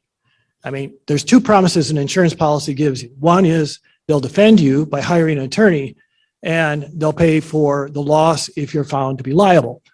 And the duty to defend is broader than the duty to indemnify. So in Brenda's case, which I'm also familiar with, the insurance company did hire the attorney, and they did defend the association and its board members. But now the question comes as to whether they'll ultimately have to pay for damages in the event that the association is found liable. So in that case, the association is paying me to defend the coverage position. So the insurance company actually jumped into the lawsuit and is asking the court to say, we don't have to pay the association's attorney under these facts, and we don't have to pay any damages if the complaining parties were to prove their case. So in that case, the association now has two attorneys, but those are different positions. And so it is important, like Einer said, if you think you need your own advice that's not being paid for by the insurance company, it's always good, and you always have a right under your policy to have your own attorney to weigh in on those issues. Another situation where, whether officers and directors could have liability might be in the construction defect realm if a board sits on claims and lets the statutory warranties expire, for instance, and all of a sudden you've got a multi-million-dollar fix to a building. I was working on a high-rise condo where, boy, they just forgot to insulate around every single window in the building. Not sure how that happened in Minnesota, but that was going to be a very expensive fix. Had that board sat on those set of facts and blown the ability of the association to seek recovery from the people or entities that were responsible for that defect, that could have conceivably, in my mind, led to a D&O claim. It didn't, because that board acted. They got their engineers in. We got the lawsuit filed in a timely manner. But again, those are just kind of the situations where it might occur. One more example would be if the board member is not acting in the best interest of the association and kind of what I call going off the reservation, and does make some personal decision or action that is not authorized by the board, and there may be an exclusion for that. For example, let's say a board member assaults one of the unit owners at a meeting. That's a tort claim against that board member. If you look at the D&O policy, that might not be covered. So, but if they're making a good decision on something else and trying to act in the best interest of the association, generally there's some good coverages there available. So I think that's a key phrase, in the best interests of the association, not in the best interests of the board member. Like, they're not doing a side deal with their cousin to do all the snow removal, and they're forgetting to tell everybody that they're getting a little percentage of that on the side, right? You can't do that and then be covered under the statutory immunity, because as a board member, you owe duties of good faith and fair dealing and loyalty to this corporation, who's, you got to think of it as a separate entity. It's a separate person, right? You have to treat them fairly, and you don't get to do side deals that benefit you individually as a board member.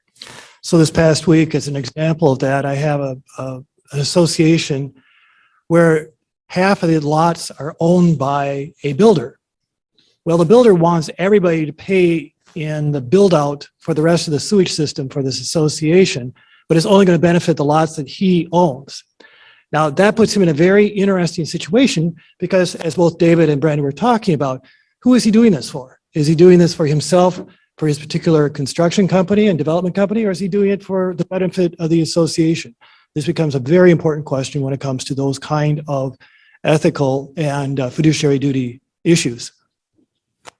And when you're a board or an association, rather, you're governed by what's known as the Minnesota Common Interest Community Act, MCIOA for short. And there's teeth in MCIOA if an association is found liable for violating its duties under MCIOA. You can get nailed with attorney fees for the complaining party.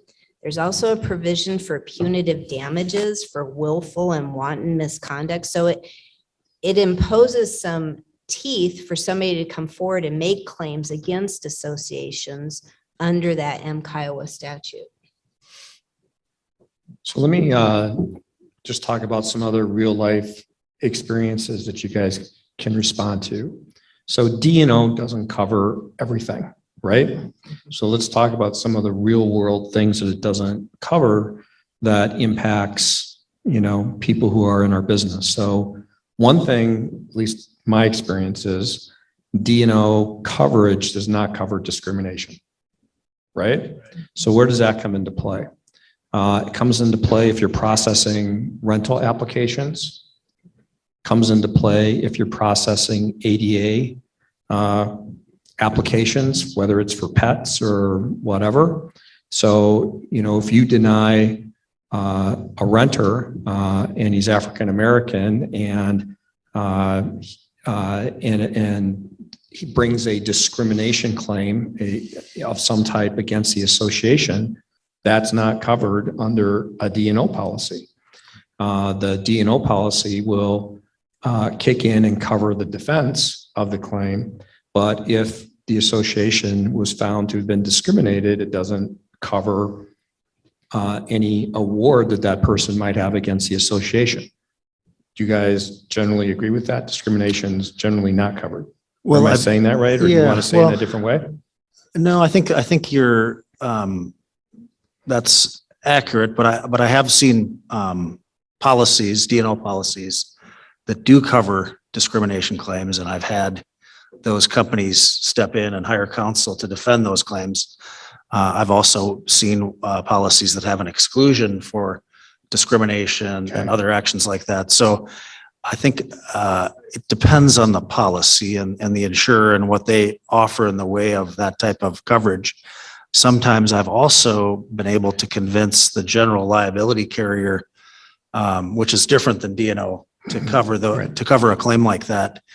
But it is an area where if you're discriminating against somebody, then you're not acting in the best interests of the association. And so there's a whole body of federal and state law that needs to be followed by the board members. And if they've got a question about, a rental application, or they don't want to let somebody in for some reason, they should consult with legal counsel before they make decisions like that, because oftentimes I'll have to talk a board off the ledge of what they can and can't do and whether or not it's discrimination. And I can tell you discrimination's a little bit broader than the obvious example because there are a lot of different protected classes. And one of the protected classes where I've seen claims is what they call familial status discrimination. And that's where you say, you can't have your children here, your children can't do X, Y, and Z. And I've seen some pretty big cases, and I've been in federal court on that, defending those. And I can tell you, I wish those boards would have contacted me before they tried to put in these discriminatory rules, before they then filed a human rights complaint and hired counsel. And now we're in litigation over it, and I can't change the past. So, when it comes to issues of, how you're treating protected classes and what your rules are, it's very important to have those reviewed by counsel so that you can make sure that you're doing the right thing. Are there other examples that you can provide real life examples of things that would be excluded from D&O coverage that you've seen, not covered? Well, the argument yesterday was a new novel one. And the insurance company was looking at the association's bylaws and declarations under which the association specifically agreed to indemnify its officers and directors, common language in association governing documents. The policy, marrying it up to the policy that the association purchased, has an exclusion if you've agreed to indemnify officers and directors. Now, we had arguments about why under that fact pattern it didn't apply, but that was the insurance company's argument. Hey, under the declarations, you association agreed to do something that we've excluded. And so there's not going to be coverage here. So it kind of goes back to Dave's point about understanding your governing documents, your rules, however that's relation to the policy that you've purchased, and getting some analysis on how it applies to your specific situation.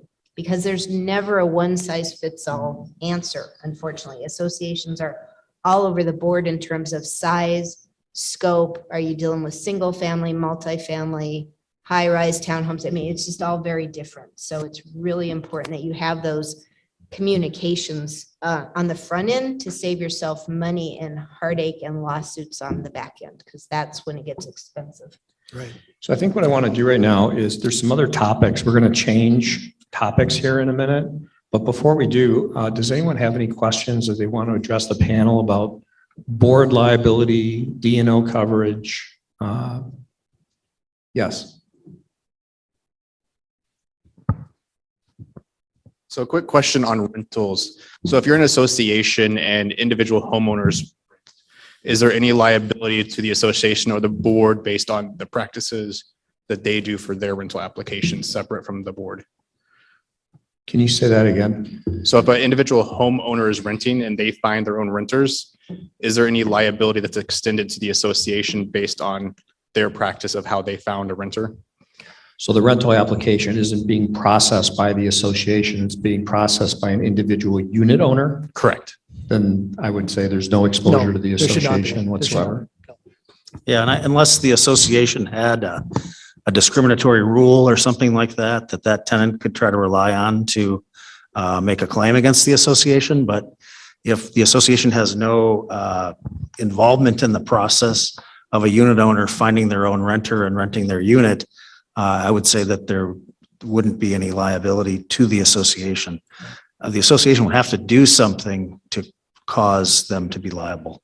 So Basically, the idea is, did they somehow cloak this member with apparent authority to act on behalf of the association? Had they somehow made people believe that they somehow were acting on behalf of or under the auspices of the association? If that's not there, you should be fine. Jim? I think there's two layers to that. There's the owner is weeding out applications and then giving the application to the board to approve, and the ones they weeded out, is there any concern there? Well, I'm going to just answer that because I think there's two types of situations. There's the situation where the association has an application and approval process, and all investor owners who have renters are required to go through this application process. That's one way to do it.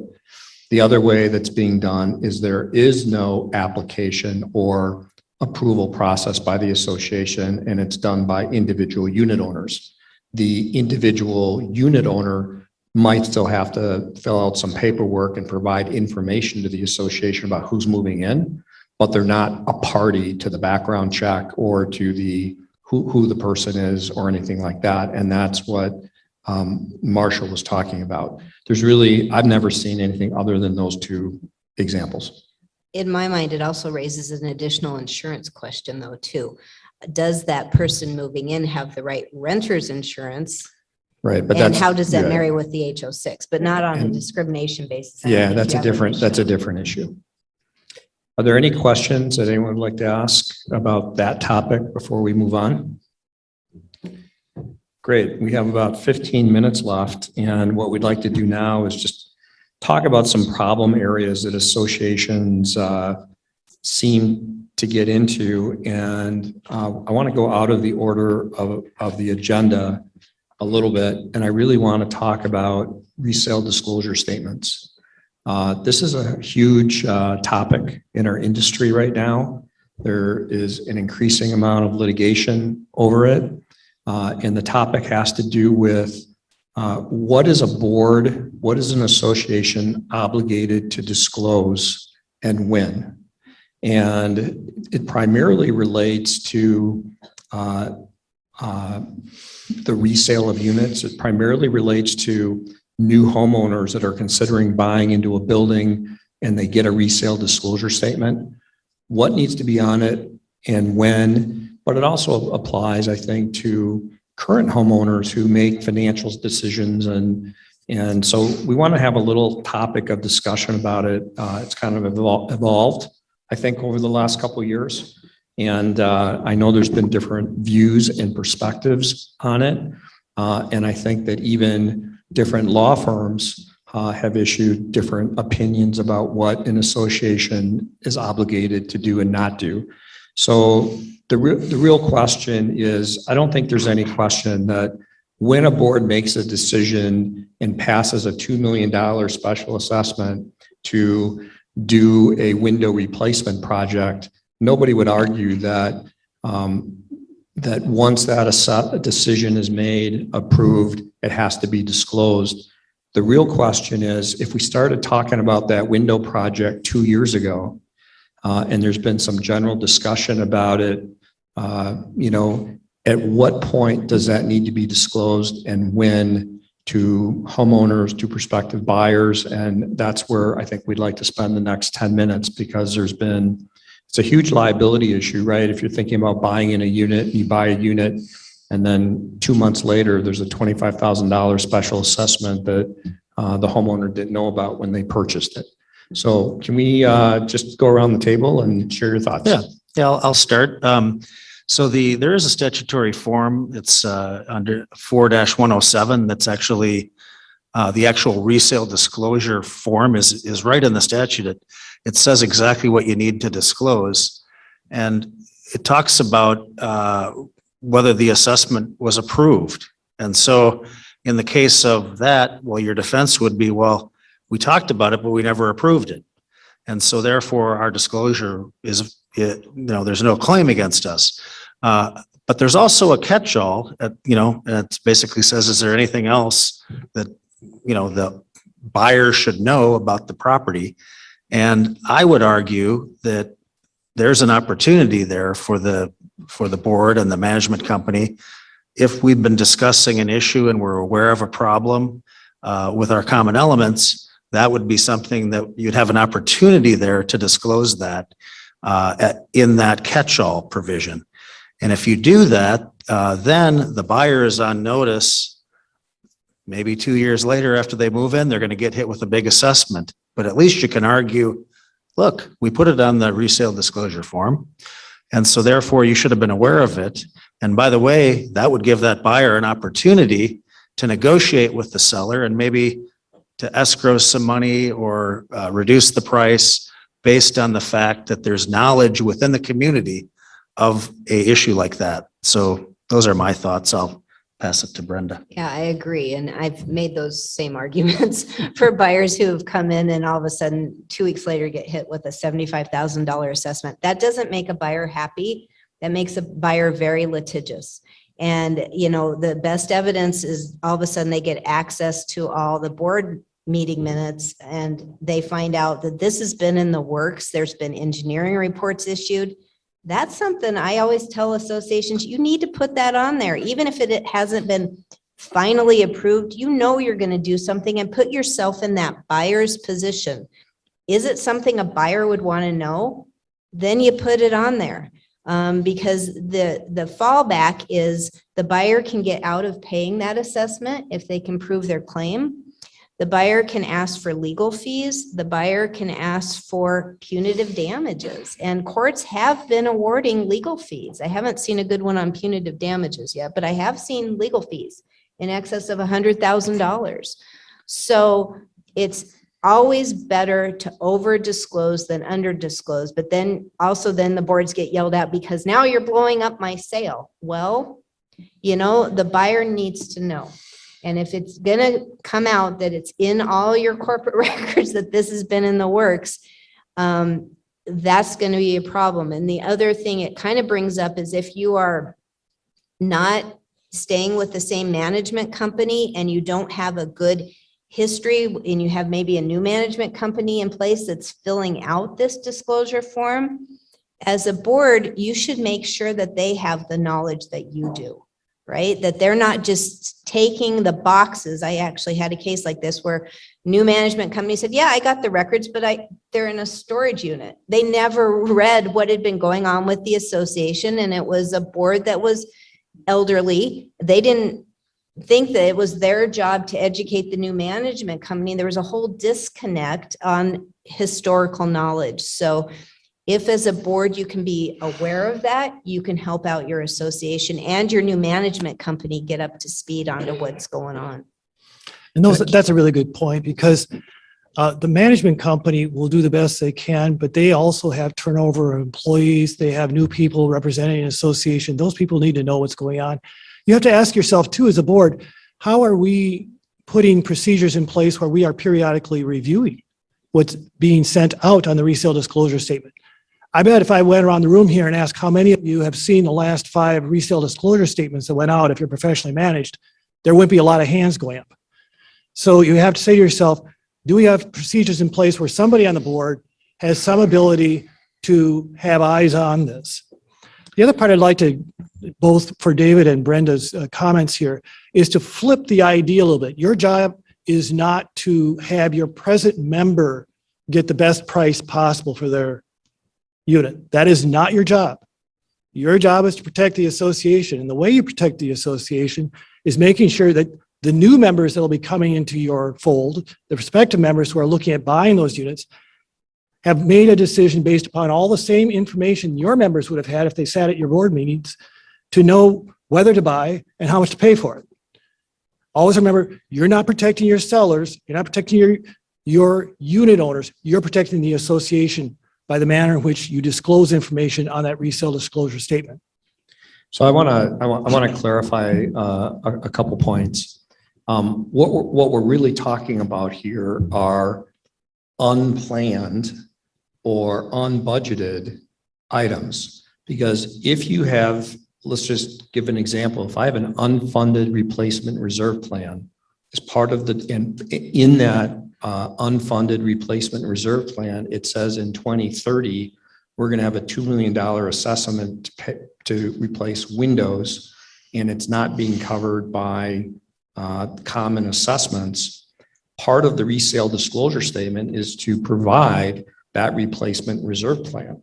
And if it's in the replacement reserve plan that 10 years from now, there's going to be a $2 million special assessment to replace windows, and it's in the plan and it's clearly, noted, that's different. What we're really talking about here is something that's not in the replacement reserve plan, that's something that is not been budgeted and has to be disclosed because it's not in the reserve plan. Do you guys agree with that? Absolutely. Yeah. We're not talking about every potential thing. What we're talking about, things that come up that are not in the reserve plan, things that are not budgeted for, and things that are not,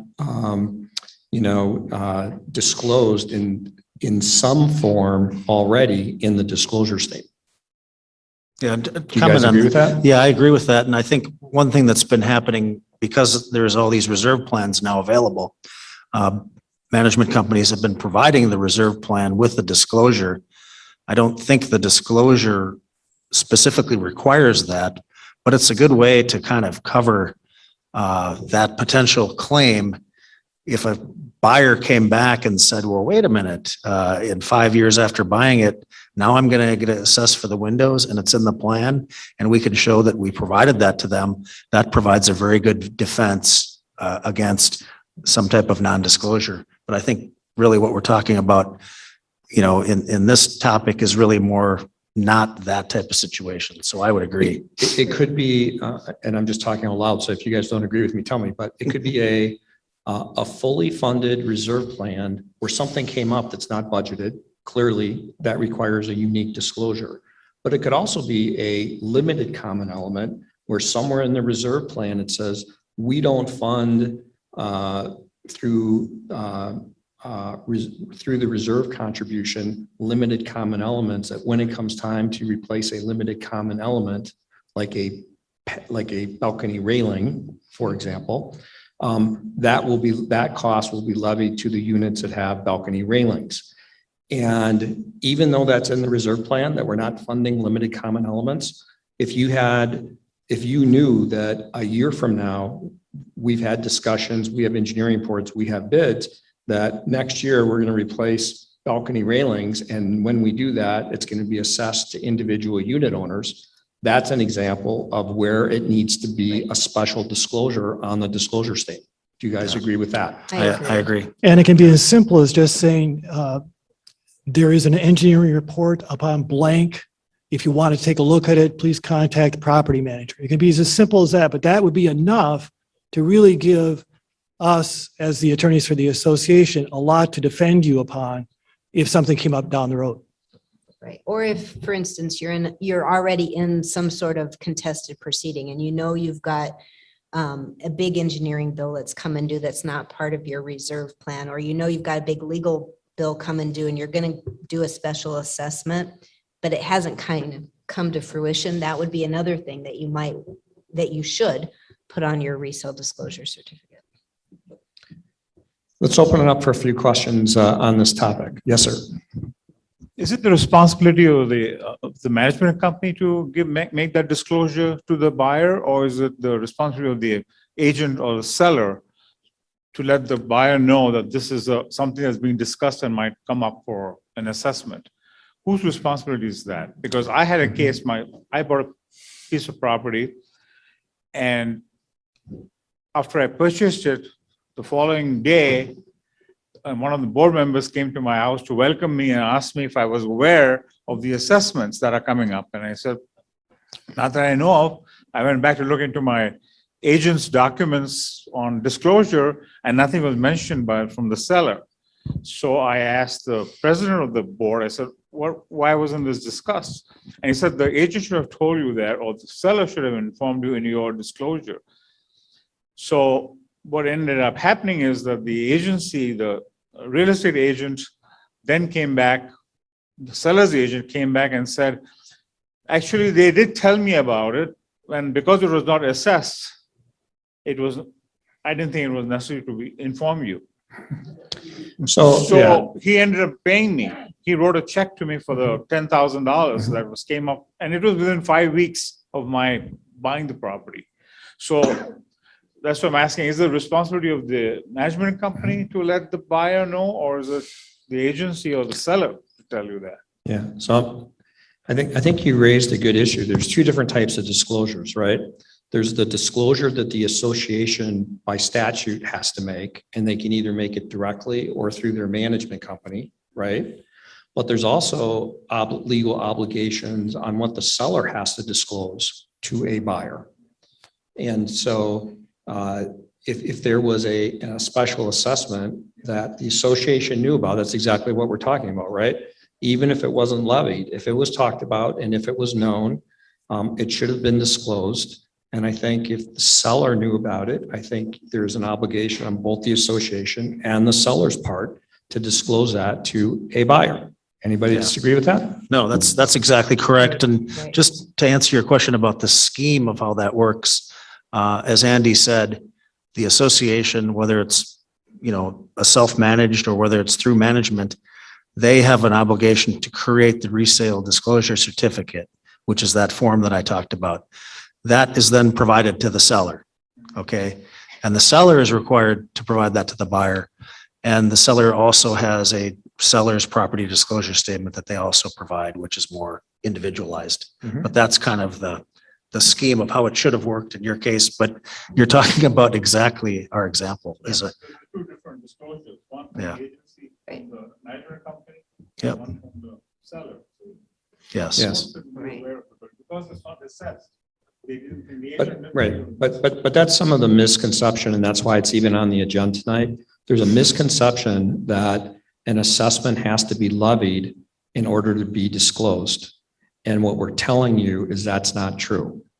If there's an assessment, unless it's already on the reserve, unless it's a planned assessment that's in the reserve plan that's being disclosed, if it's not on the reserve plan, even if it's not levied, we have an obligation to disclose that it's coming. And what we're learning is this has evolved over time. And what we're trying to tell you is it's always better to over disclose. The seller might not like it, but remember, our job isn't to protect the seller. Our job as board members, management companies, is to provide accurate information to buyers so they can make informed decisions on whether they want to buy a unit in this building. That's our job. Cindy. I was just gonna say, oftentimes the seller is not aware that there may be discussions about these things, so that's why we have a standard practice that whenever we are representing a buyer, we always request the meeting house. I'll just repeat that. I don't always have the confidence that a seller will be aware that there may be discussions about these things, especially if they're non-owner occupants. So we always make it a standard practice when we're representing buyers to always request to see the meeting minute notes, because even if it's not passed yet, it won't be in the resale disclosure that the property management company provides. So it will be in the meeting minute notes though, if it's been discussed. And that way we've done our due diligence and then we are protected as buyer's agents. Yep, good points. Thank you. And just to follow on that too, any owner within a association has the right to request minutes going back 6 years. So the seller would then, pursuant to the buyer's request, obtain those minutes and could provide them. And it's a little additional due diligence that can be done, particularly if you're representing a buyer. You want to know what's happening within the community. So let's go to a question in the back.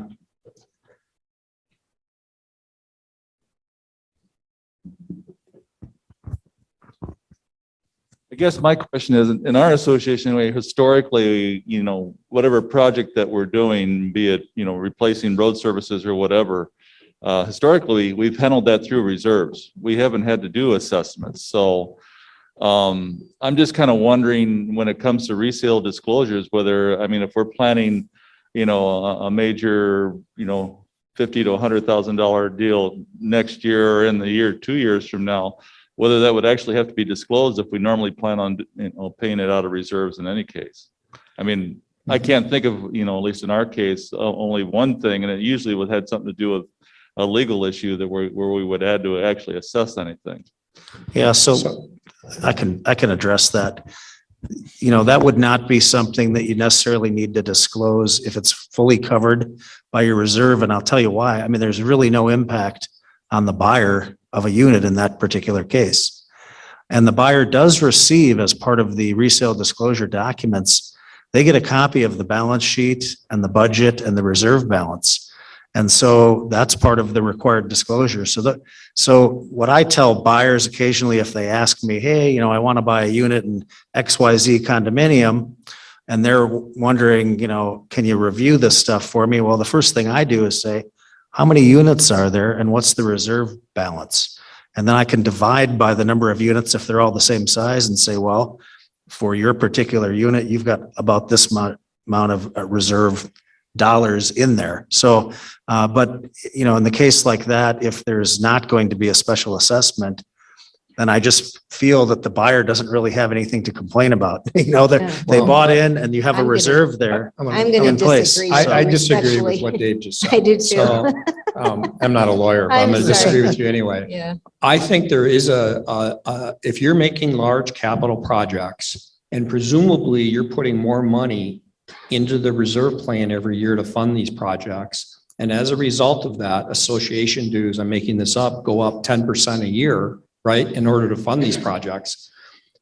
If your association is has a fully funded reserve plan and is showing all these expenditures and is showing the increased amount of the reserve contribution every year to fund these projects, that is a disclosure, right? You don't have to spell them out separately because there is a plan that's been approved by the board that's in place and as part of a resale disclosure statement, you're disclosing this plan to a buyer. That is the disclosure. Let me just jump in here. So putting on my buyer's hat, the catch-all in the resale disclosures certificate also requires the association to disclose matters affecting the occupancy or use of the unit. So that goes beyond financial, in my opinion.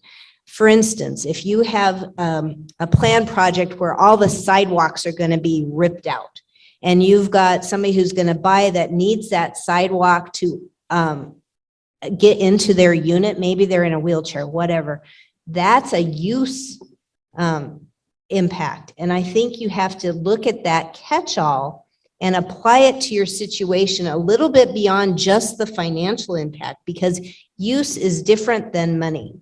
So I think, I don't know exactly what you're talking about in terms of the planned improvements, but if it's going to impact their use, maybe they can't use their balconies because all the railings are going to be replaced and they really want to be out there every day in the summer. It's super important to them. That's a use decision that that buyer gets to make. So that's where that catch-all can get associations a little bit in trouble because it goes beyond just the money. Yeah. Thank you. That's a good point. Allison. I'm just going to switch subjects. So HIA financing, that's been a common topic coming up. So I'm wondering in terms of, let's say it's not been approved yet, the city's just not even got the applications yet, but the board has been talking about it. How does one or the association disclose on the resale disclosure? But the HIA loan is needed for a project, right? I mean, they're going to get a loan to fund a project, generally. No? Then why do they need a loan? Okay. In this case, they're talking about it. No, geez. In this case, they're talking about it, but I've been having discussions with the real estate agents, and they're saying, well, why is this not disclosed? So I'm just kind of curious to see when you disclose at least that HIA process, because I've heard you don't, but then you do, and so I'm just kind of curious. Yeah, so to clarify, the housing improvement area is basically a government program local to Minnesota. A lot of cities were providing these where you have maybe an older project that needs some updating. And so you can actually, I've got one happening in the city of Edina where they're discussing it and they're making applications. I would disclose that in the catch-all. I would say that we are in the process of seeking an HIA loan from the city of Edina for whatever the project is and give the basic, tenets of what's happening so that any buyer will be aware that that's happening and they're not surprised by it when they get that approved one month after they move in. So I would say that could be easily put in the catch-all. And I just want to say, when in doubt, disclose, because you can never get in trouble for over disclosing, only for under disclosing. Yes. There's a mic right behind you. Who actually creates this resale disclosure statement? So the statement itself is a form that is a statutory form that has to be completed and provided to a seller. So the form itself is a statutory form. Self-managed association, someone on the board probably fills it out. And if you are if you have a third-party management company, almost always the management company fills it out and provides it to the seller on behalf of the association. And it's supposed to be within 90 days of the sale. So somebody should be reviewing it and make sure whatever's been putting out there is being kept current to current events in the association. So you're not relying on one that's like a year old.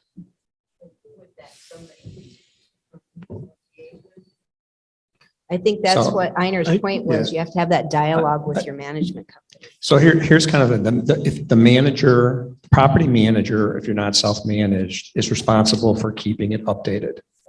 Where you have complex things going on at a building, we encourage associations to consult with their legal counsel to draft language to make sure that the association's providing accurate disclosure to potential buyers. When you have lots of activity, whether it's litigation or construction defect claims or, anything of consequence, many associations would consult with their attorney to draft the appropriate language for a resale disclosure statement.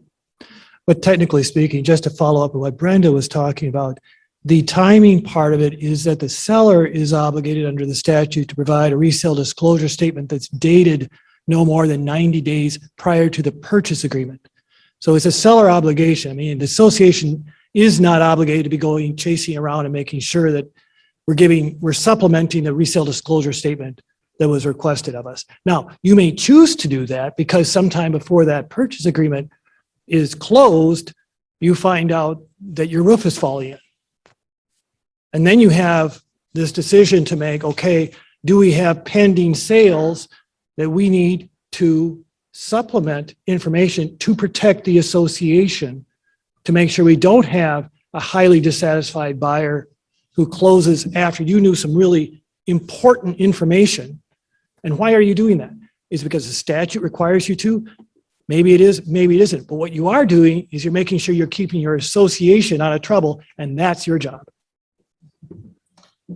I will take one more question if we have one. Otherwise, we've concluded today's summit. Any last question anyone wants to ask? One last question. And just while we're waiting on the question, just one comment about, we've been talking about resale disclosures, but there's also an initial disclosure for brand new construction, which is a slightly different form. We haven't really talked about that one, but if you're building or buying a brand new unit, your disclosure is going to be different than a resale. So that's the kind of the initial disclosure. So thank you. This is kind of off topic, but our property has a queue with radon gas. Are we need to disclose that information? The seller should. Minutes and Radon stuff. gas. Radon gas, yeah. Well, and it's been discussed in the board and it was in the minutes that the property has an issue with radon gas. And it was recommended if you're selling your unit to let this buyer know. And since it's in the minutes and if the buyer doesn't disclose, is association liable? well, let me answer that one, because this goes back to what Brenda was quoting from this catch-all provision at the end. And that catch-all provision says, is it a matter that affects the occupancy or the use of the unit? Obviously it is. So it must be disclosed. You should disclose that under the catch-all provision because it will affect their occupancy and use of the unit. Thank you all for attending this morning, and thanks to our panel. Remember, if you want continuing ed credits, you got to sign out on the way out. Thanks, everyone. Nothing like a stimulating discussion.